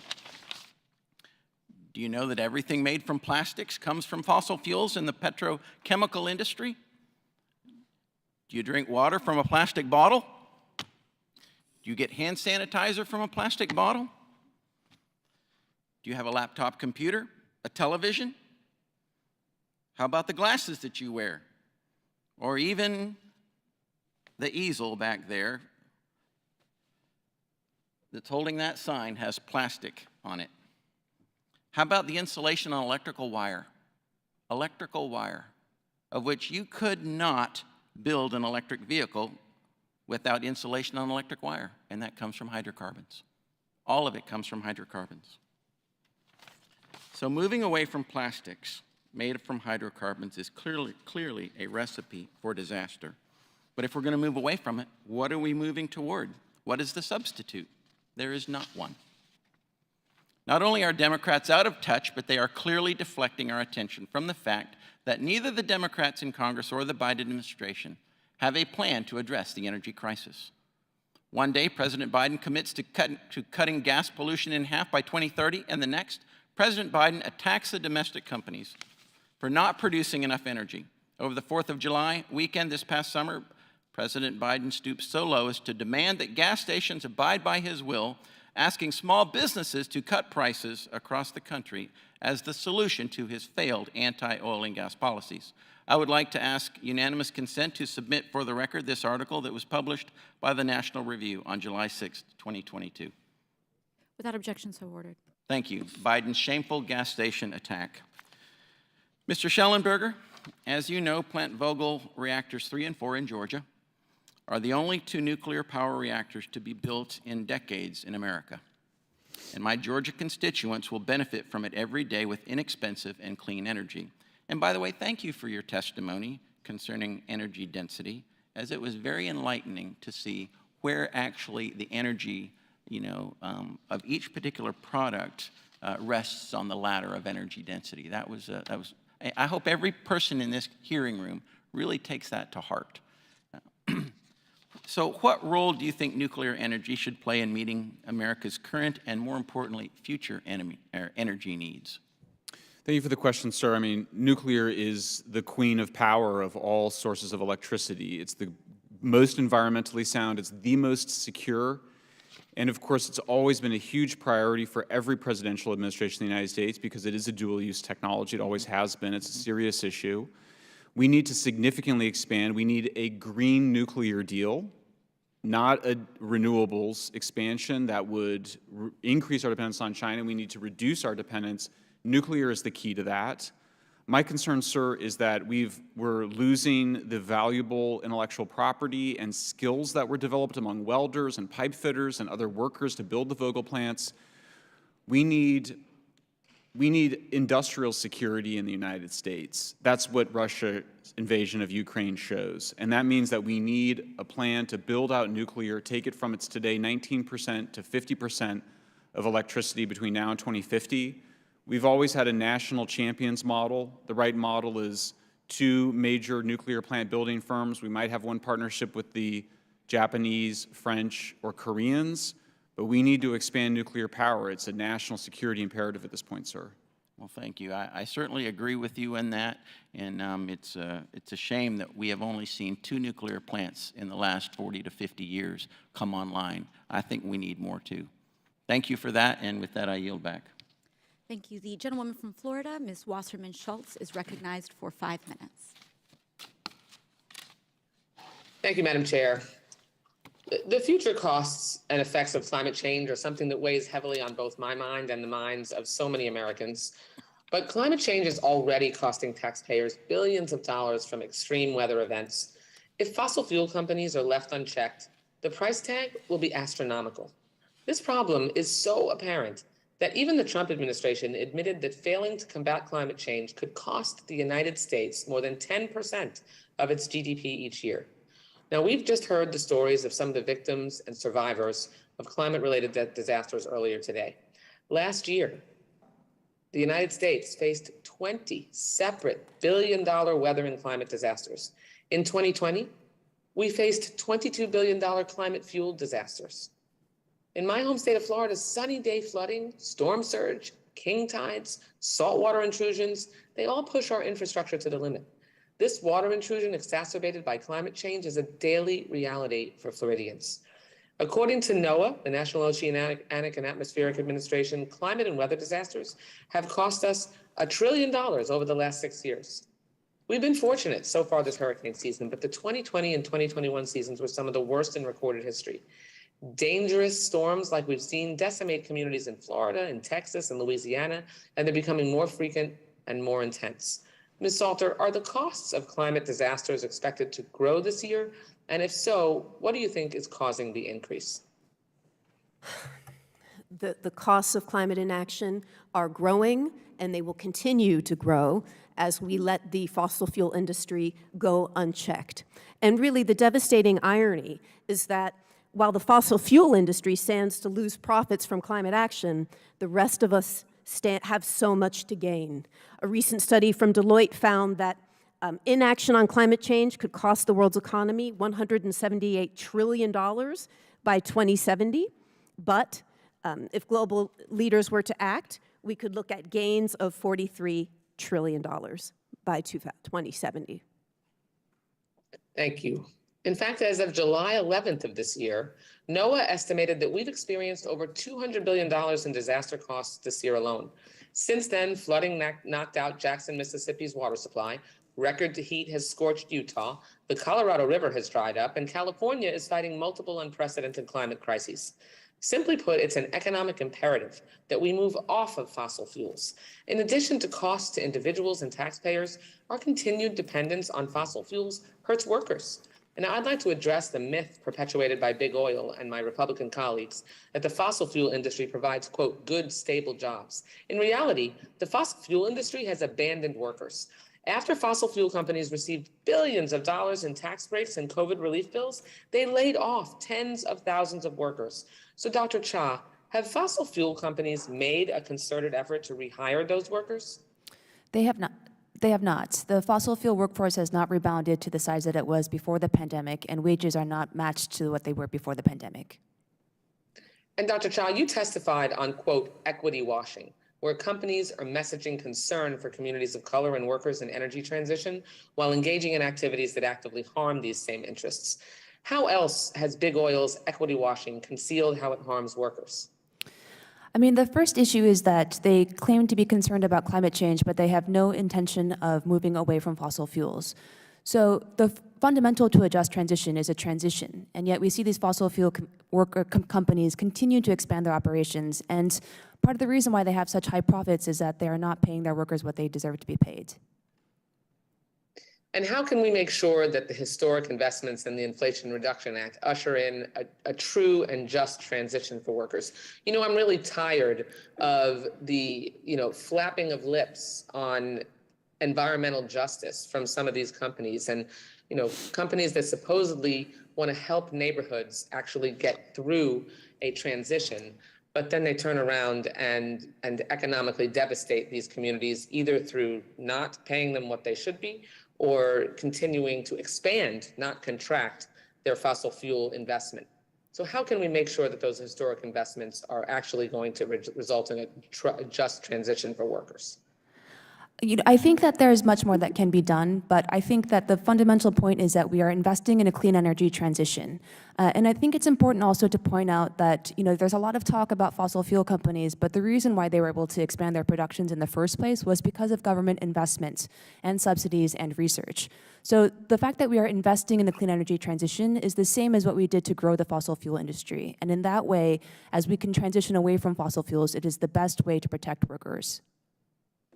Thank you so much, Madam Chair. I yield back the balance of time I don't have. Thank you. The gentleman from Kansas, Mr. LaTurner, is recognized for 5 minutes. Thank you, Madam Chair. Mr. Schellenberger, how are you today? Good, sir. Thank you very much. Good. Can you speak at all to the market influences that contribute to oil companies' profits? Well, yes. I mean, centrally, it's supply and demand. So when there's insufficient supply and demand rebounds, as it has, that's why you have these big profits. Thank you. In your opinion, where did the negative misconceptions about fossil fuels originate, and what has caused people to give credence to them over time? Well, the originary concern with fossil fuels was that they provide for abundant prosperity and they're the power of civilization. I mean, I've traced that back in my book, Apocalypse Never. This is well before any concerns about climate change, there was an effort to repress fossil fuel development, particularly in developing nations like Bangladesh, because of the concerns of so-called overpopulation. These were often racist concerns expressed, Malthusian concerns. That's how it began. Climate change is just the latest justification for the war on natural gas, for example. Can you talk briefly about the economic impact of the shale revolution in America? I mean, it was a huge, as I mentioned, the studies are very clear on this. It was a net benefit to the consumers at a level of about $100 billion a year in the form of lower energy prices. That's about $1 trillion between 2010 and 2020. That was a period that came at the cost of many oil and gas companies which went bankrupt or lost significant amounts of money. Lots of Wall Street money was lost in subsidizing cheap energy for American consumers. So it's maybe it's one of the greatest technological innovation success stories in American history. Can you explain the environmental trade-off that is made when the United States shuts down natural gas production in a rush to transition to renewable forms of energy? In other words, will the actions that the administration has taken to shut down domestic natural gas production reduce emissions proportionally, or does that decision come with offsets from other types of energy production? No, in fact, it's increasing air pollution. I mentioned the kerosene and diesel that's being burned disproportionately in neighborhoods of color in California, but also we've seen this is going to be the biggest year of coal burning on record, even though we had been reducing our dependence on coal both in the United States and globally because of cheap and abundant natural gas. Coal use is also increasing in the United States, even though it had been declining over the last decade. So yeah, I mean, the environmental impacts of the war on natural gas are extremely serious and severe. You spoke to this earlier, but could you expand on the global humanitarian impacts, particularly for poor countries without efficient means of energy production, of cutting domestic LNG production and rushing our transition to renewable energy? It's devastating. I mentioned before that Europe has seen its fertilizer production decline by 70%. This is bonkers. Of course, there's 3 forms of fertilizer, one of which is made from natural gas. Fertilizer is essential to feeding a world of 8 billion people. We could only feed half of that number without synthetic fertilizers. I also mentioned we saw the government of Sri Lanka fall because of a food and energy crisis. We're seeing other governments are going to fall or be destabilized by high energy prices. People will starve, people will die because of expensive, scarce energy. So the impacts, we're just not awake to it enough in the United States, in my view. I think we're being too provincial about this problem. We benefit from abundant energy more than our European allies do, but they are in absolute crisis mode right now. They're going to ration energy this winter. I've said in the past that compromising our energy independence and net exporter status is a national security threat, and I firmly believe that. Would you agree with that statement, and what steps do you think can be taken to avoid compromising ourselves to Venezuela, Saudi Arabia, Russia, or other nations for energy? Yeah, I mean, look, it's just as insane as it looks for Biden to go and beg the Saudis and beg the Venezuelans to produce more oil when we could be producing it here. It's also worse for the environment because you have to transport it.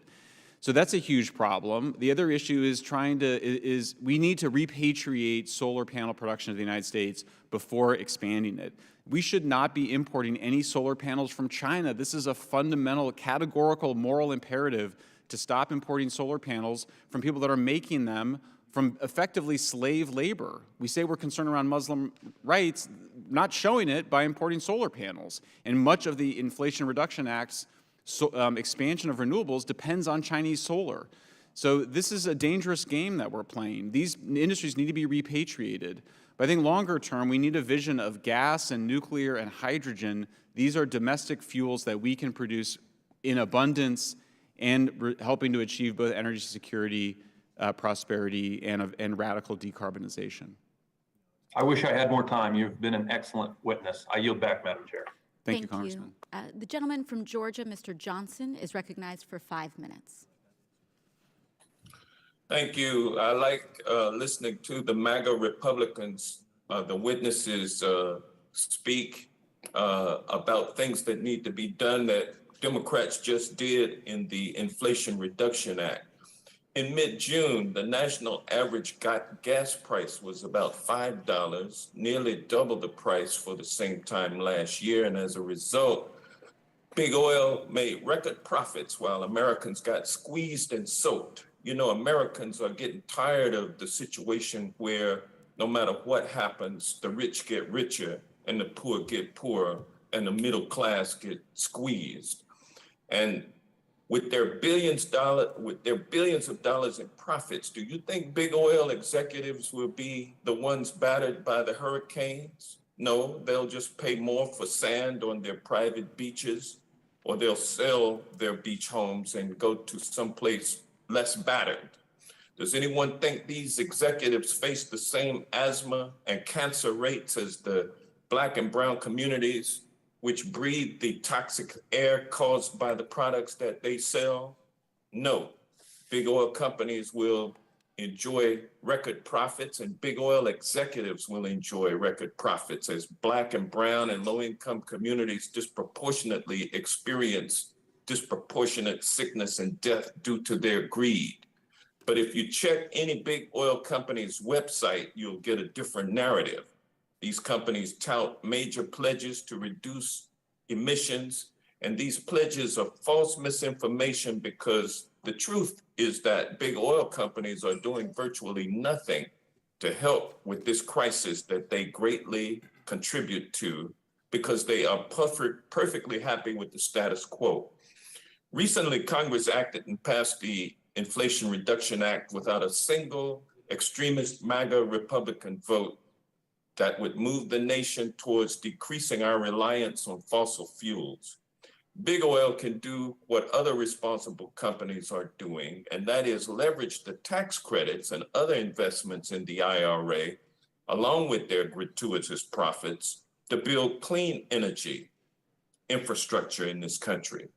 Failure to act means that they will be left behind while other companies reap the benefits. Big oil companies are well positioned to live up to their climate pledges, and we can no longer allow their baseless promises to suffice for inaction on climate change, which is real, and on which we must act with or without MAGA extremist Republicans. Dr. Weber, this year, ExxonMobil, the country's largest oil company, reported its net profit more than doubled to $5.5 billion from a year earlier. The high price of gas this summer put more money into the pockets of executives and shareholders at Shell, ExxonMobil, Chevron, and BP, but left some Americans straining to make ends meet. As a professor of economics, can you make the case that oil companies have engaged in profiteering and price gouging to achieve record profits during a period of global uncertainty? Thank you, sir. Reading through the earnings calls of fossil fuel companies, we can see that they very explicitly have pursued a strategy that they call being disciplined on investment. In other words, they have very consciously not increased production in the ways in which they could have. Now that should be good for climate change, but it's first and foremost good for their own profit. So the motivation So they created the supply and demand situation just so that they could reap the handsome profits. It's a situation where they have higher profits on lower volumes. Now, if you can produce less and make more money from it, would you start producing more? That's the rationale behind what they're doing. So there's nothing sacrosanct about this law of supply and demand that previous witness talked about. And let me move on. Ms. Salter, greenwashing is when an industry works hard to make their images clean and allied with those concerned about climate change as possible. Big Oil spends millions on their greenwashing campaigns to mislead the public on their actual carbon emissions and impact on climate change. BP, for an example, vowed to reduce investments in fossil fuel extractions, but actually increased them. And ExxonMobil has a goal to reach net zero emissions by 2050, but increased its production by 4% in the first quarter of 2022. Ms. Salter, do you believe that Big Oil's pledges are sincere? They are absolutely insincere. They have no intention of wavering from selling their core product, which is fossil fuels. They are, be it for carbon capture and sequestration, which they know will not work, to pushing so-called solutions like renewable natural gas. Their modus is to continue to produce throughout whatever transition may happen and continue to push states like New York that are trying to move away from fossil fuels to include these false solutions in our energy plans. Thank you. Thank you. My time has expired and I yield back. Thank you. The gentleman from Nebraska, Mr. Flood, is recognized for 5 minutes. Thank you, Madam Chair. The past several months have put the debate over energy into perspective. Russia's invasion of Ukraine was a global energy supply shock. That shock has underscored the importance of reliable and affordable energy. Europe has long been too dependent on Russian oil and gas, while countries like Germany have aggressively pursued renewables. They still depended on fossil fuels from Russia to keep their economy running. Now that their fossil fuel source is restricted, those countries are now struggling to power their economies. Germany has mandated a ban on illuminated advertisements and new nationwide temperature requirements in public buildings to save fuel. The French president is calling on his countrymen to reduce energy consumption by 10% over the coming weeks. If people can't hit that energy reduction goal on their own, the government will start enforcing mandatory energy cuts. Lest we forget, winter is coming. Our friends in Europe are sadly going to see a bigger energy crunch when temperatures drop. I think we need to take this news from Europe as a cautionary tale. Every economy is dependent on energy. We are fortunate in the United States because we have plenty of reliable sources of energy within our boundaries, and I do support a mix of these energy sources. But I have a question for Mr. Schellenberger. Can you talk about the massive renewable energy incentives included in President Biden's latest IRA bill? Do you think these incentives will meaningfully increase U.S. energy production overall? Thank you for the question, sir. And before I answer, let me just add one thing to that, which is that the Biden administration and the IRA are basically pursuing the same strategy that Europe pursued, which is shutting down domestic natural gas production and increasing reliance on weather-dependent renewables. That's why Europe got itself into the trouble it got into. And what's happening here, repeating that error, despite the fact that we can all see the disastrous consequences of it. I think there's issues of we need to, with renewables, what you get are two problems. One is that you don't have the power you need, which is why California, despite having deployed so much solar panels, ran out of energy when we needed it over the last couple of weeks when we were near blackouts, but also produces too much electricity when you don't need it, which is why California has to pay Arizona to take our excess power from us during periods of low energy demand and high solar output. So I'm not sure if I'm answering your question or not, sir, but I think what you need is, for electricity to work well, you need to match supply and demand at any given moment. Anytime you take energy out of the electrical grid and bring it back on, you're paying an energy penalty of somewhere between 20 and 40%, which increases costs. So any additional unreliability added into electricity increases the number of people and machinery required to deliver electricity and therefore increase costs. Real briefly, and I don't have a lot of time, but I know that you are a proponent of nuclear energy. And I want to ask you, what role do you think nuclear energy plays in this? And also, could you briefly touch on nuclear microreactors? I'm interested to know what you think. Sure. And let me say, too, on nuclear, what's important to remember is that if we aren't helping our allies and other nations around the world to build nuclear power plants, Russia and China will. And because it is a dual-use technology, we've always recognized what it is. We've always had a policy in the United States government to be involved in nuclear power plant construction abroad. Well, we're not getting those contracts with nations abroad to build nuclear power plants because we're not building nuclear power plants at home. We need a strategy to build nuclear at home so we have the workforce that's capable then of building plants abroad. That's what Korea, Japan, and France have all been involved with. We've got to get back in the nuclear game. We've seen that Saudi Arabia has been working with the Chinese to both do uranium extraction from seawater, uranium enrichment, and build nuclear power plants. I think most people on both sides of the aisle in the Congress recognize the threat that is to national security. Microreactors, talk about that. We have microreactors today. They're in submarines and aircraft carriers. They have a near flawless record of operation. The Russians are now using them for icebreakers. I think they're important, but I think we have to just keep in mind that the basic physics of energy continue to apply. Larger reactors require fewer workers and costs per unit of energy, and so they produce the cheapest form of power. So in general, if you're going to significantly expand nuclear, the main event remains large light water reactors. Thank you, Mr. Schellenberger. What I'd like to say is we need a well-balanced approach to energy. Renewables can and should be a part of that approach, but this administration, in my opinion, seems intent to pursue a path forward with only renewables, and I do not think that's sustainable. And I think if we want to see what the future is for America, watch Europe. Watch what happens this winter. It's dangerous, and it's dangerous for Europe, and it will be dangerous and is dangerous for America. Thank you, Madam Chair. I yield back. Thank you. The gentlewoman from Illinois, Ms. Kelly, is recognized for 5 minutes. Thank you, Madam Chair, and thank you to the witnesses.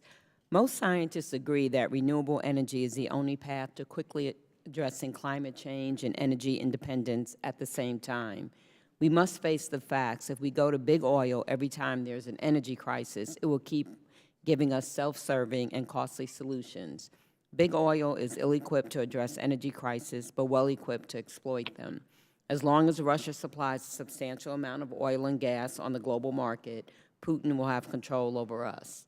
Big oil is only too happy for this outcome. So I agree with UN Secretary General Antonio Guterres when he says we need, quote, urgent action to grab the low-hanging fruit of transforming energy systems away from the dead end of fossil fuels to renewable energy, unquote.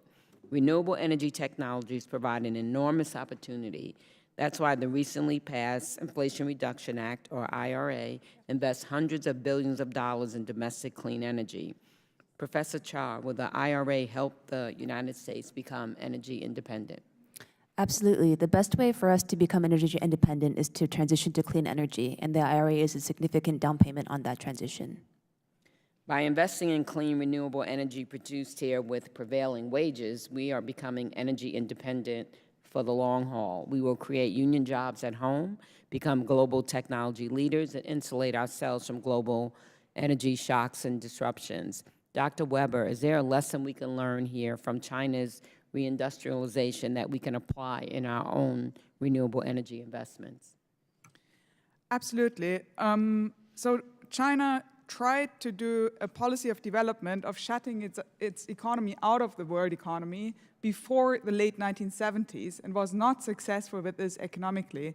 After the late 1970s, China switched to a policy that used foreign technologies and foreign capacities to leverage its own economy up. I think there's an important lesson here for the transition to renewable energies.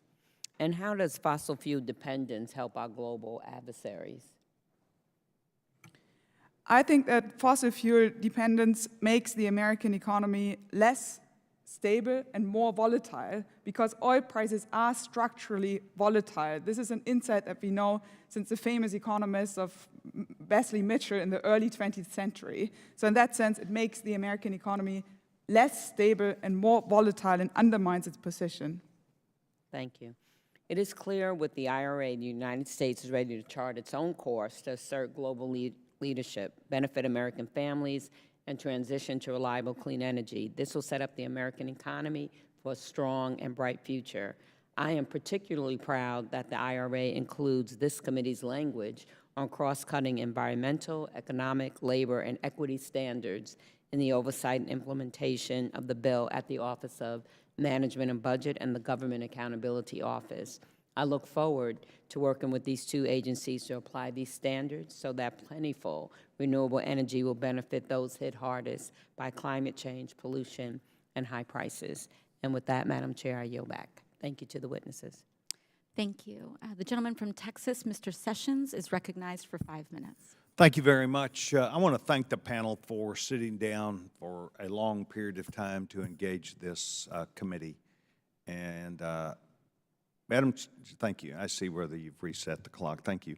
And I thank you for this. I think that there are valuable things we can learn from experts. I think there are valuable things we can learn from you. While I deeply disagree with the attack on, quote, big oil, I would like to ask, at least on the what might be to my left side of the table, California is in the middle of 25 or 30 years worth of preparing for the future. I watched with great discomfort about where California is now that they have taken the direction they have for 25 years. I was disappointed to see where Europe is with the people who produce food for people in Europe, to see the governments attack them off these same issues just like you attack oil, or at least fossil fuels as you call them here. Tell me what I don't get about 25 years that California's been doing this and where they presently are. Any of the three ladies? Well, maybe I'll use this opportunity to speak to the situation in Europe. You might tell from my accent that I'm from Germany, and I've spent a lot of time talking to policymakers in Germany in the last months. I think that the situation in Europe should stand as a warning on the topic of fossil fuel dependence, because what we see in Europe today are the consequences of fossil fuel dependence. What we see in Germany today are the consequences of underinvestment in renewable energies under the label of instead pursuing balanced government budgets in the long run. So what we see in Germany is a situation of a lack of sufficient investment in renewable energies that could have forestalled the current crisis. Well, but you've seen in the United States for probably 10 or 12 years, we've been putting $18 billion worth of subsidies to the industry to build things that come out of China, not just golf carts and not just wind turbines, but a whole bunch of things. But let's go directly. Who's willing to tell me how successful it is and whether this was the plan in California? I can speak to California since I live there. And I think it's also important to remember that California is also an oil and gas state. We are the 5th largest producer of oil and gas in the country. So we also suffer from the consequences of the power of the oil industry. And to point out that you've heard that about the grid, but in fact, in our last extreme weather event, the grid did not fail. There was an adequate demand response that made sure that the grid didn't fail and that electricity was provided to all the residents in California. Well, that may be true, but there was a vast outreach to please don't use the power supply. Only at the peak moments of demand, and most electric vehicles I don't charge think that- overnight, and the grid, again, did not fail. Peak demands were all day, as I recall. Don't use your car. No, actually, I live in California, and the notice that we got was that you should cool your house during the day, and then around from 4 to 9, try not to use household appliances. Okay, so why would that be after 25 years worth of building in a future for green energy? Why are we doing this? Again, California is also an oil and gas state, so they have not made as much advancements in renewable energy as they could have. And also, again, we had set 10 days in a row of 120-degree temperatures. So we had a demand on the grid that was much larger than usual. And again, the grid did not fail. And I agree with that also. There's been a chronic underinvestment in the electric grid for a generation or more in the United States. How about California? Well, the challenge is something that's important to note is that the status quo is not okay. This volatility of oil that has been brought up makes us fundamentally insecure. I mean, as you know, in Texas, with the failure of natural gas that caused many deaths due to freezing, you know, we need to invest in our grid, but we need to make it cleaner. We need to make it more resilient. We need to lower its carbon impact. Well, as you know, in California and elsewhere. Sure. As you know, Texas has 18% off wind, probably the largest advantage across the country. 18% of the grid comes from wind turbines. So I think what I'm about here, and I've got about 10 seconds, is I'd sure like to see us become more working with each other and find the mid-ground, and I think that's all of the above, and that does include the $18 billion subsidy, but Republicans are not against any of the things that they've been accused of today. We're for all of the above. Madam Chairman, thank you very much. Of course, thank you. The gentlewoman from Massachusetts, Ms. Presley, is recognized for 5 minutes. Thank you, Madam Chair. We are wasting time. Climate change is real, full stop.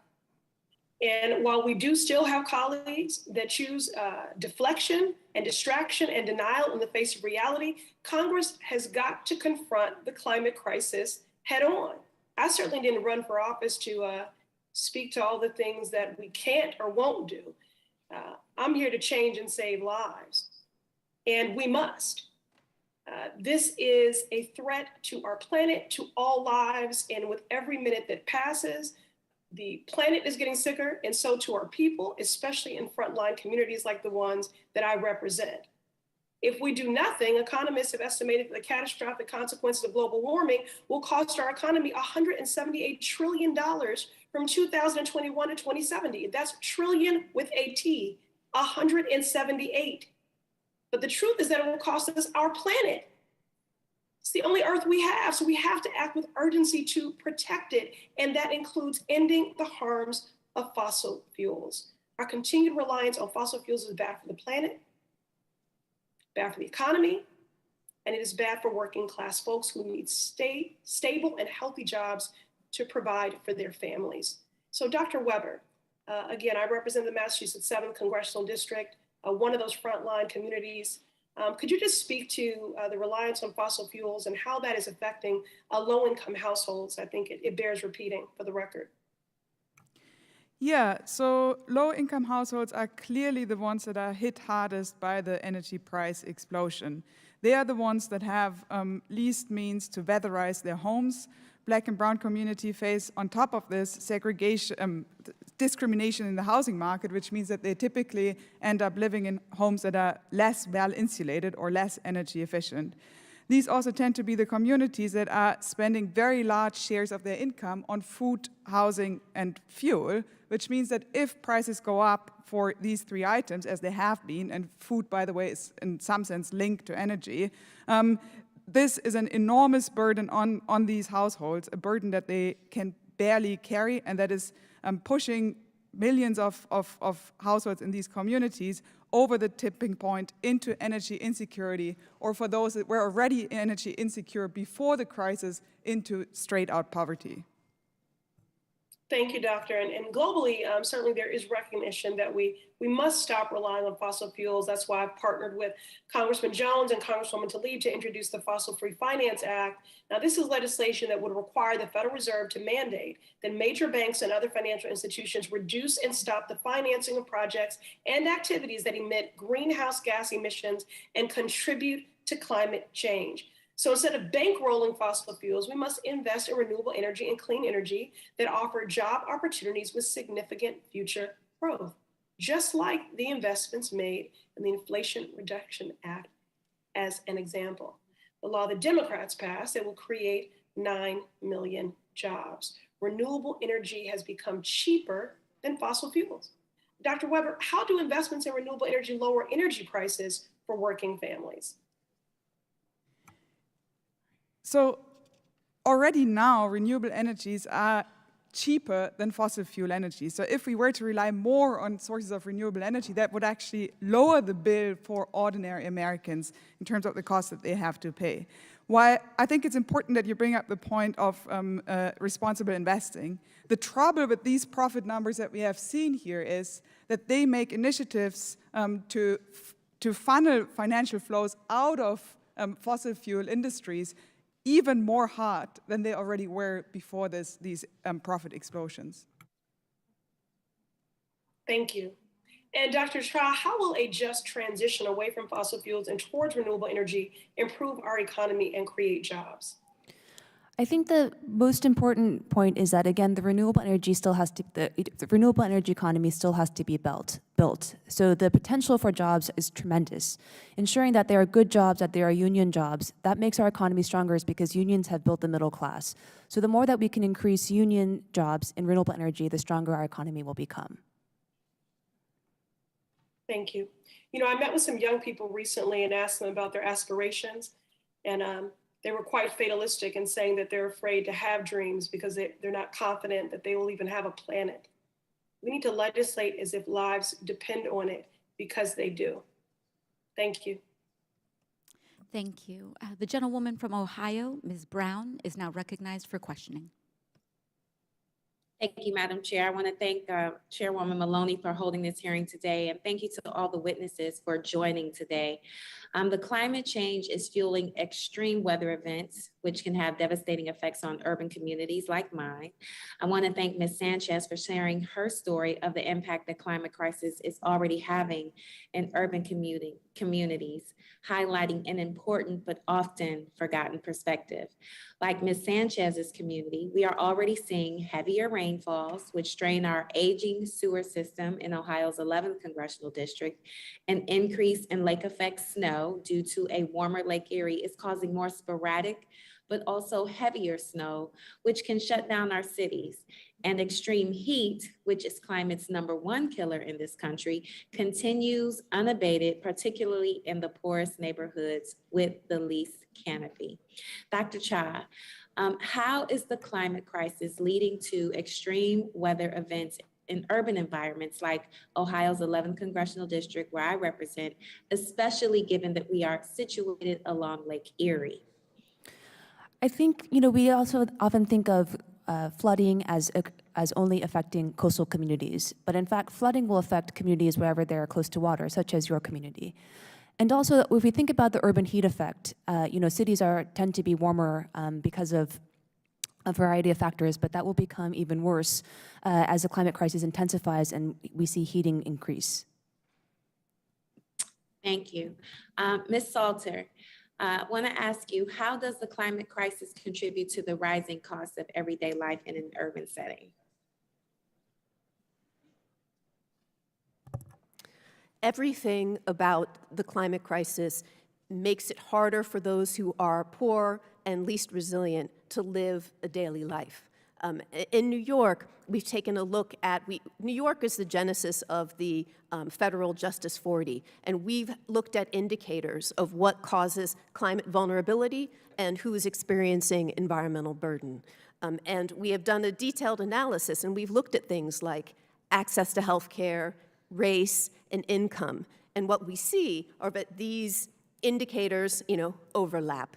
So that if you are low income, if you are a person of color, you both live nearest to a climate impact zone, and you have lower access to healthcare. So these various indicators certainly interlap.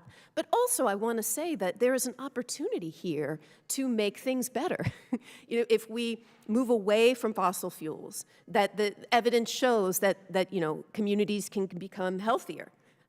After a series of coal and oil power plants were closed across California in the early 2000s, researchers found a significant decline in preterm births of women who were living in those communities. So there's an opportunity to make our communities healthier and more prosperous. Thank you, and I see that opportunity as well. While the prices are too high for too many Americans, oil companies continue to contribute in more ways than one to these very problems. Raising gas prices for record profits while the climate crisis they help to create leads to things like you talked about, higher housing, higher food, higher travel costs. It is simply not the way of the future. And so with that, Madam Chair, I yield back. Thank you. The gentleman from Maryland, Mr. Sarbanes, is recognized for 5 minutes. Thank you very much, Madam Chair. Appreciate the opportunity. I want to thank our witnesses for being here. Obviously, this situation with Russia's invasion of Ukraine has put tremendous pressure on energy markets, supply chains, and so forth. And we know that that's had an impact on Americans in terms of gas prices, the cost of getting to work, taking your kids to school, et cetera. But all through this, like from beginning to end, and even before that, which is what I'd like to talk about, the oil companies have been raking in these obscene, record-breaking profits. Dr. Weber, you have spoken about how oil companies have exploited the war in Ukraine for profit, dramatically raising the price of gas. And obviously our constituents have felt the effects of this firsthand. We saw gas prices getting up to $5 or $6 per gallon over the summer. Explain to the committee, however, how fossil fuel companies were raising gas prices on consumers to boost their profits even before the Ukraine crisis, because I think we have to put all of this in context. Thank you. Yeah, that's a great question. It's important to notice that the energy crisis long preceded the war in Ukraine. In fact, there are, of course, laws of supply and demand in the global energy market, and prices in fossil fuels are, at the end of the day, international prices. But what we have seen is that these prices have been going up as the imbalance in the international market has been building up. At the same time, the American oil companies have basically chosen a strategy of what they call disciplined investment, which means that they have neither invested in renewables nor in fossil fuel production, which means that they are in a position where they are now basically only having the most profitable oil wells going, those with the lowest cost, while prices have gone up dramatically, which means that at the end of the day, they are reaping much higher profits. To give you an illustration, if the price per barrel of crude oil is around $100 and ExxonMobil is reporting that their price is around $40, this means that on each $100 of barrels sold, they are basically making $60 in profits. That's a 60% kind of profit. Yeah, I mean, I think what's happening is that the oil industry's found a way to make these exorbitant profits just as a kind of general operating procedure. And, it can be sometimes difficult to chase down what the the actual market conditions are. So they take advantage of that, that overall kind of confusion to hide the ball on how they do pricing. And then when a crisis comes along, it gives them a terrific excuse to go pursue even higher profits, which I think is what we've seen happen here.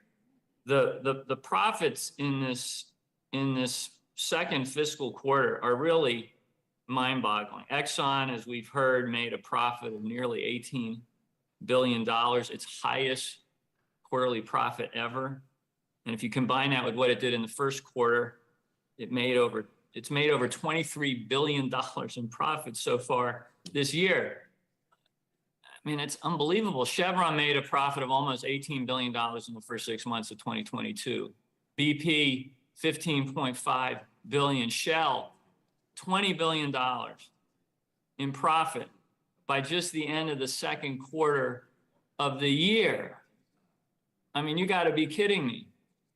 When the average consumer, their customer, by the way, is still taking it on the chin across the country, these corporate citizens are abdicating their responsibility to step up and do the patriotic thing. Here's my dream. If you look at these profits, maybe one enlightened CEO of one of these companies one day soon will realize that they can take their company and leap forward into a clean, green energy space and exercise leadership. They have the capacity to do it. If they would get their heads out of the sand and decide to be leaders, world leaders, global leaders. I mean, let's make that the challenge to them.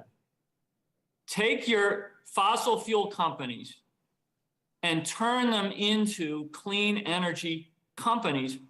And instead of being dragged into this clean future, help pave the way and pull the rest of us with you. So with that, Madam Chair, I will yield back. Thank you. Thank you. The gentleman from California, Mr. DeSaulnier, is recognized for 5 minutes. Thank you, Madam Chair. To Dr. Weber and Dr. Che, just a little background. I represent a community in the East Bay of the Bay Area that has 5 oil refineries and the headquarters of Chevron. In 30 years of representing this area in state, local, and federal level, and having been an air regulator, I've had a close relationship in terms of knowing them, the fossil fuel industry. I've lost constituents, one of whom, Michael Glansman, lost his life because the company was appealing a Cal OSHA order to replace a walkie-talkie. When he went out to look at temperature spikes on a hydrocracker because they were ignoring written safety protocols, he was eviscerated when it exploded. A year later, I lost 4 constituents when they mistrained people on a crude unit. 4 people burned to death. We shut them down. We had what is called a full facility audit, shut them down for a year. And the report came back and said it was the corporate culture that created this. It's, in my view, the priority of return on investment to investors rather than the community and their workforce. So in that context, Dr. Weber and Dr. Che, how can we trust them?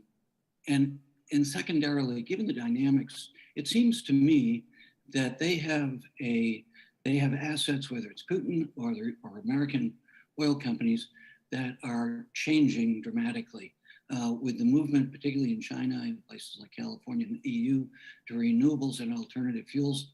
Their projected worth, their futures trading is not what they expected it to do. So it's sort of like they've got to get as much money as they can and get out. So the two questions are, how do you trust somebody without a firm framework of regulatory oversight? And then what about the pressure of how the world is changing more dramatically than they anticipated, I think, given they're trying to create friction to this change from fossil fuels to renewables, and how they're trying to maximize their profits and get out. Dr. Weber. My impression is from following these hearings today that we cannot entrust the future of our humanity to these companies. The trouble is that as these profits explode, their assets become more valuable. Already before the profit explosion, researchers estimated that more than US $1 trillion in fossil fuel assets would need to be written off globally to implement the Paris Agreement. Now, the trouble is that if these assets become ever more valuable and ever more profitable, the challenge of writing off these assets and thereby overcoming fossil fuel dependence becomes even more insurmountable. So reining into the price and profit hikes is really an urgent necessity. Professor Che? I would just add that I think Professor Weber is absolutely right, that we cannot rely on voluntary commitments or voluntary agreements, that we need a strong regulatory framework that also has meaningful and robust enforcement. The story that you told of Richmond could be replicated in oil refineries across the country. It is a dangerous industry, and for several reasons, it will be for the health and safety of our communities and workers, we need to transition away from fossil fuels. Dr. Che, because of those two incidents, we passed in the county that I was on the Board of Supervisors for, and I authored the Industrial Safety Ordinance. In the 22 years since we've had that, we've never had another fatality or an emergency room. But they fought that. I was at the negotiating table with them. They fought it. And now 22 years later, because of the performance standards, we look back at how well government's regulatory oversight has served the community, the workers, and them. They now take credit for it, which I find also indicative of the culture. One last thing, the dynamic with the renewables. We have transition fuels that we're arguing about now, biofuels, but we want to get to zero as soon as possible here in the Bay Area in California. Can you speak to the pressures that creates around fossil fuel companies when they talk about transitional fuels? I think that there is broad consensus that we need to fight the climate crisis. Particularly in California, we are seeing, these massive heat waves, these massive wildfires. It is clear the climate crisis is now. So I think that is one reason why oil companies engage in so much greenwashing, to make it seem like their operations are more palatable, when in reality we know that they're doing the exact opposite. Thank you, Madam Chair. I yield back. Thank you. The gentleman from Illinois, Mr. Caston, is recognized for 5 minutes. Thank you, Madam Chair, and thank you to our witnesses and for allowing me to wave on here today. I'd like to focus on numbers if I can. We've talked a lot about these numbers on the back wall, about the volume of profits in the oil industry. What's not shown there, and I wish was, is how many of those dollars are direct wealth transfers from U.S. taxpayers. The U.S. tax breaks, discounted royalty fees, and direct federal funding to the fossil fuel sector add to $20 billion a year. Now, that's just the direct money. The International Monetary Fund has calculated that including the indirect costs, which are transferred from taxpayers and Americans onto those shareholders, works out to $662 billion a year. That is more than we spend on Medicaid, almost as much as we spend on national defense. The only country that subsidizes their fossil fuel sector more than the United States is China. Many of my colleagues believe that we should be number one. I do not want to win that race, and I hope that my free market advocates would support that. Dr. Weber, as a reigning economist here, are there any good economic reasons for us to preserve those market-distorting subsidies? I shall not think so, especially not in the light of the kind of profit explosions that we have observed. And while we had numbers, just to put things in perspective, our research shows that 93.3 billions have flown from the global fossil fuel industry into U.S. financial institutions and persons. This is about 50% more than the federal, only in the second quarter. This is about 50% more than the federal government is spending on natural resources and the environment for all of 2022. I'm glad to hear it. I introduced with Earl Blumenauer and Don McEachin the People Over Petroleum Act that would take just the $6 billion of the most egregious tax subsidies, eliminate them today, and give every American a $500 check. That's only 1% of the subsidies, so my friends in the fossil fuel sector who struggle to compete in the rough and tumble world of free market capitalism can rest assured they're still pretty well protected. But let's do that in the name of, I hope my colleagues across the aisle will join me in the name of capitalism. I want to shift to some other numbers with the time I have. Investors make decisions every day about how to allocate their wealth. The price-earnings ratio is a measure of how much would you pay for the right to own a share in a company, a right to their profits. Exxon and Chevron are both trading at a price-earnings ratio of about 10 right now. Shell is at 6.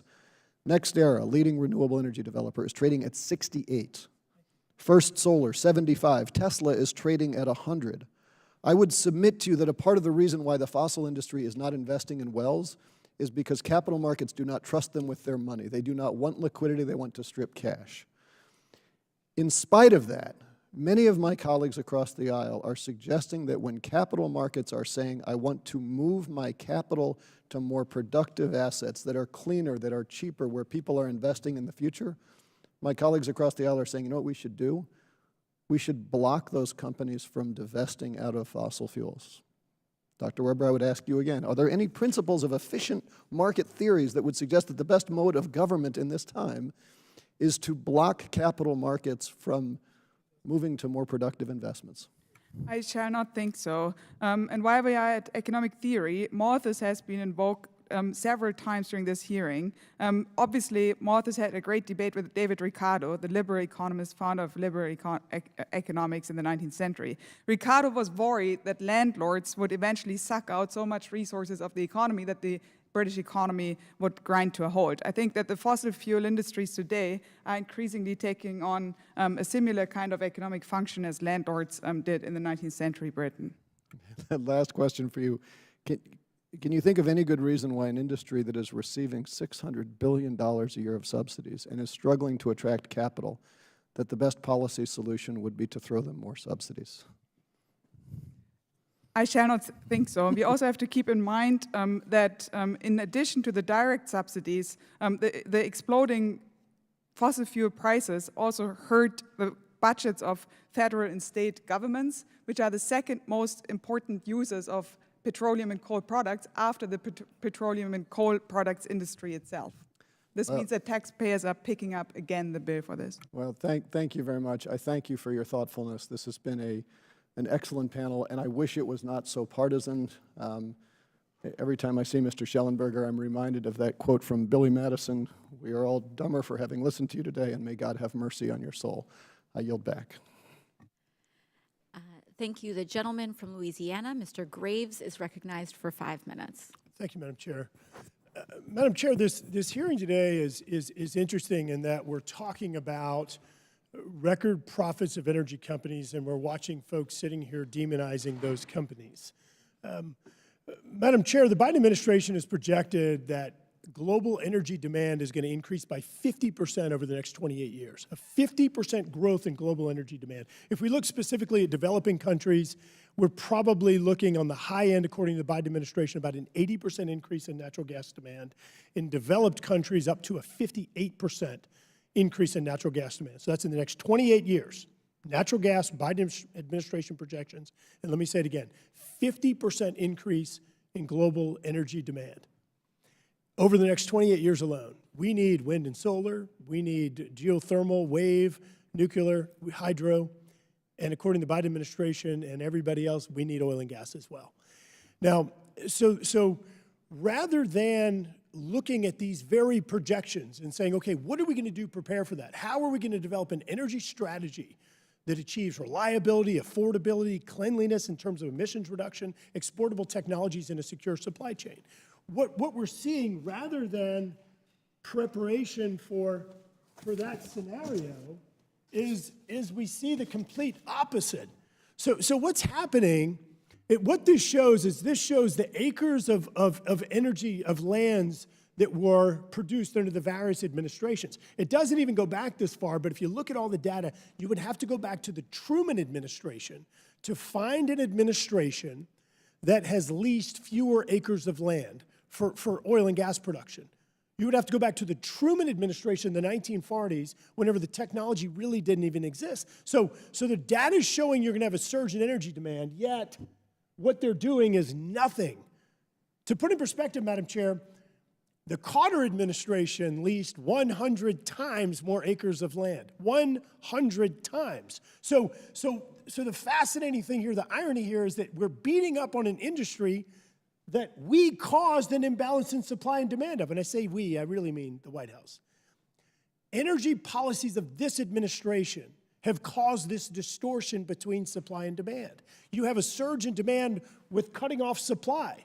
So folks are here sitting here saying, this is awful that these companies have these profits. You've created it by cutting off supply to meet demand. It's your fault. Now, all this is being done under the auspices of emissions, right? So this is all climate change, and we're stopping emissions. We're lowering emissions. Uh-oh. Let's bring facts to the table again. So the reality is that under the previous administration, emissions went down an average of 2.5% a year. Under the Biden administration, they went up 6.3%. Okay, so we failed on price, we failed on the environment. All right, so let's look at the energy security box. Energy security, well, so we've gone to Iran, we've gone to Venezuela, we've gone to the Saudis, 2 of which have kidnapped Americans, and we've asked them to backfill our refusal to produce energy. Well, the United States, and specifically off the coast of the Louisiana where I represent, we have some of the cleanest barrels of oil in the world. Why, recognizing, as the Biden administration does, recognizing that there's going to be global energy demand, why would we not go and get energy from where we know it's cleanest? It doesn't seem to make sense. And so then lastly, looking at census data, 25% of all Americans, 25% of all Americans, 1 in every 4 Americans, have had to choose among medication, food, or energy. This is what these policies are doing to people. Ms. Schellenberger, just asking you a question. You and I have talked about California, and I look at California, 8th worst emissions growth in America, most reliable state upon foreign energy, least reliable grid in the nation. Like, why in the world would we want, and rates that are 85% above the national average are 100% higher than my home state. Why would we want to replicate those failures on the other 49 states? Well, I think California is a cautionary tale, sir. We saw our electricity prices rise 7 times more than in the rest of the United States over the last decade. We have the 2nd highest electricity prices in the United States, second only after Hawaii, which has to import its electricity in the form of oil to burn. We were on the verge of having blackouts. We had rolling blackouts in 2020. So I've been advocating that we keep our nuclear plants open, expand the nuclear plants. The governor finally did the right thing and kept the nuclear plant going. But California is a lesson to the world. You add more unreliable energy to the electrical grid, you make the electrical grid less reliable. Thank you. You're back, Madam Chair. Thank you. Thank you. In closing, I would like to thank our panelists today for their remarks, and I want to commend my colleagues for participating in this important conversation. With that, without objection, all members will have 5 legislative days within which to submit extraneous materials and to submit additional written questions for the witnesses to the chair, which will be forwarded to the witnesses for their response. I ask our witnesses to please respond as promptly as you are able. This hearing is now adjourned.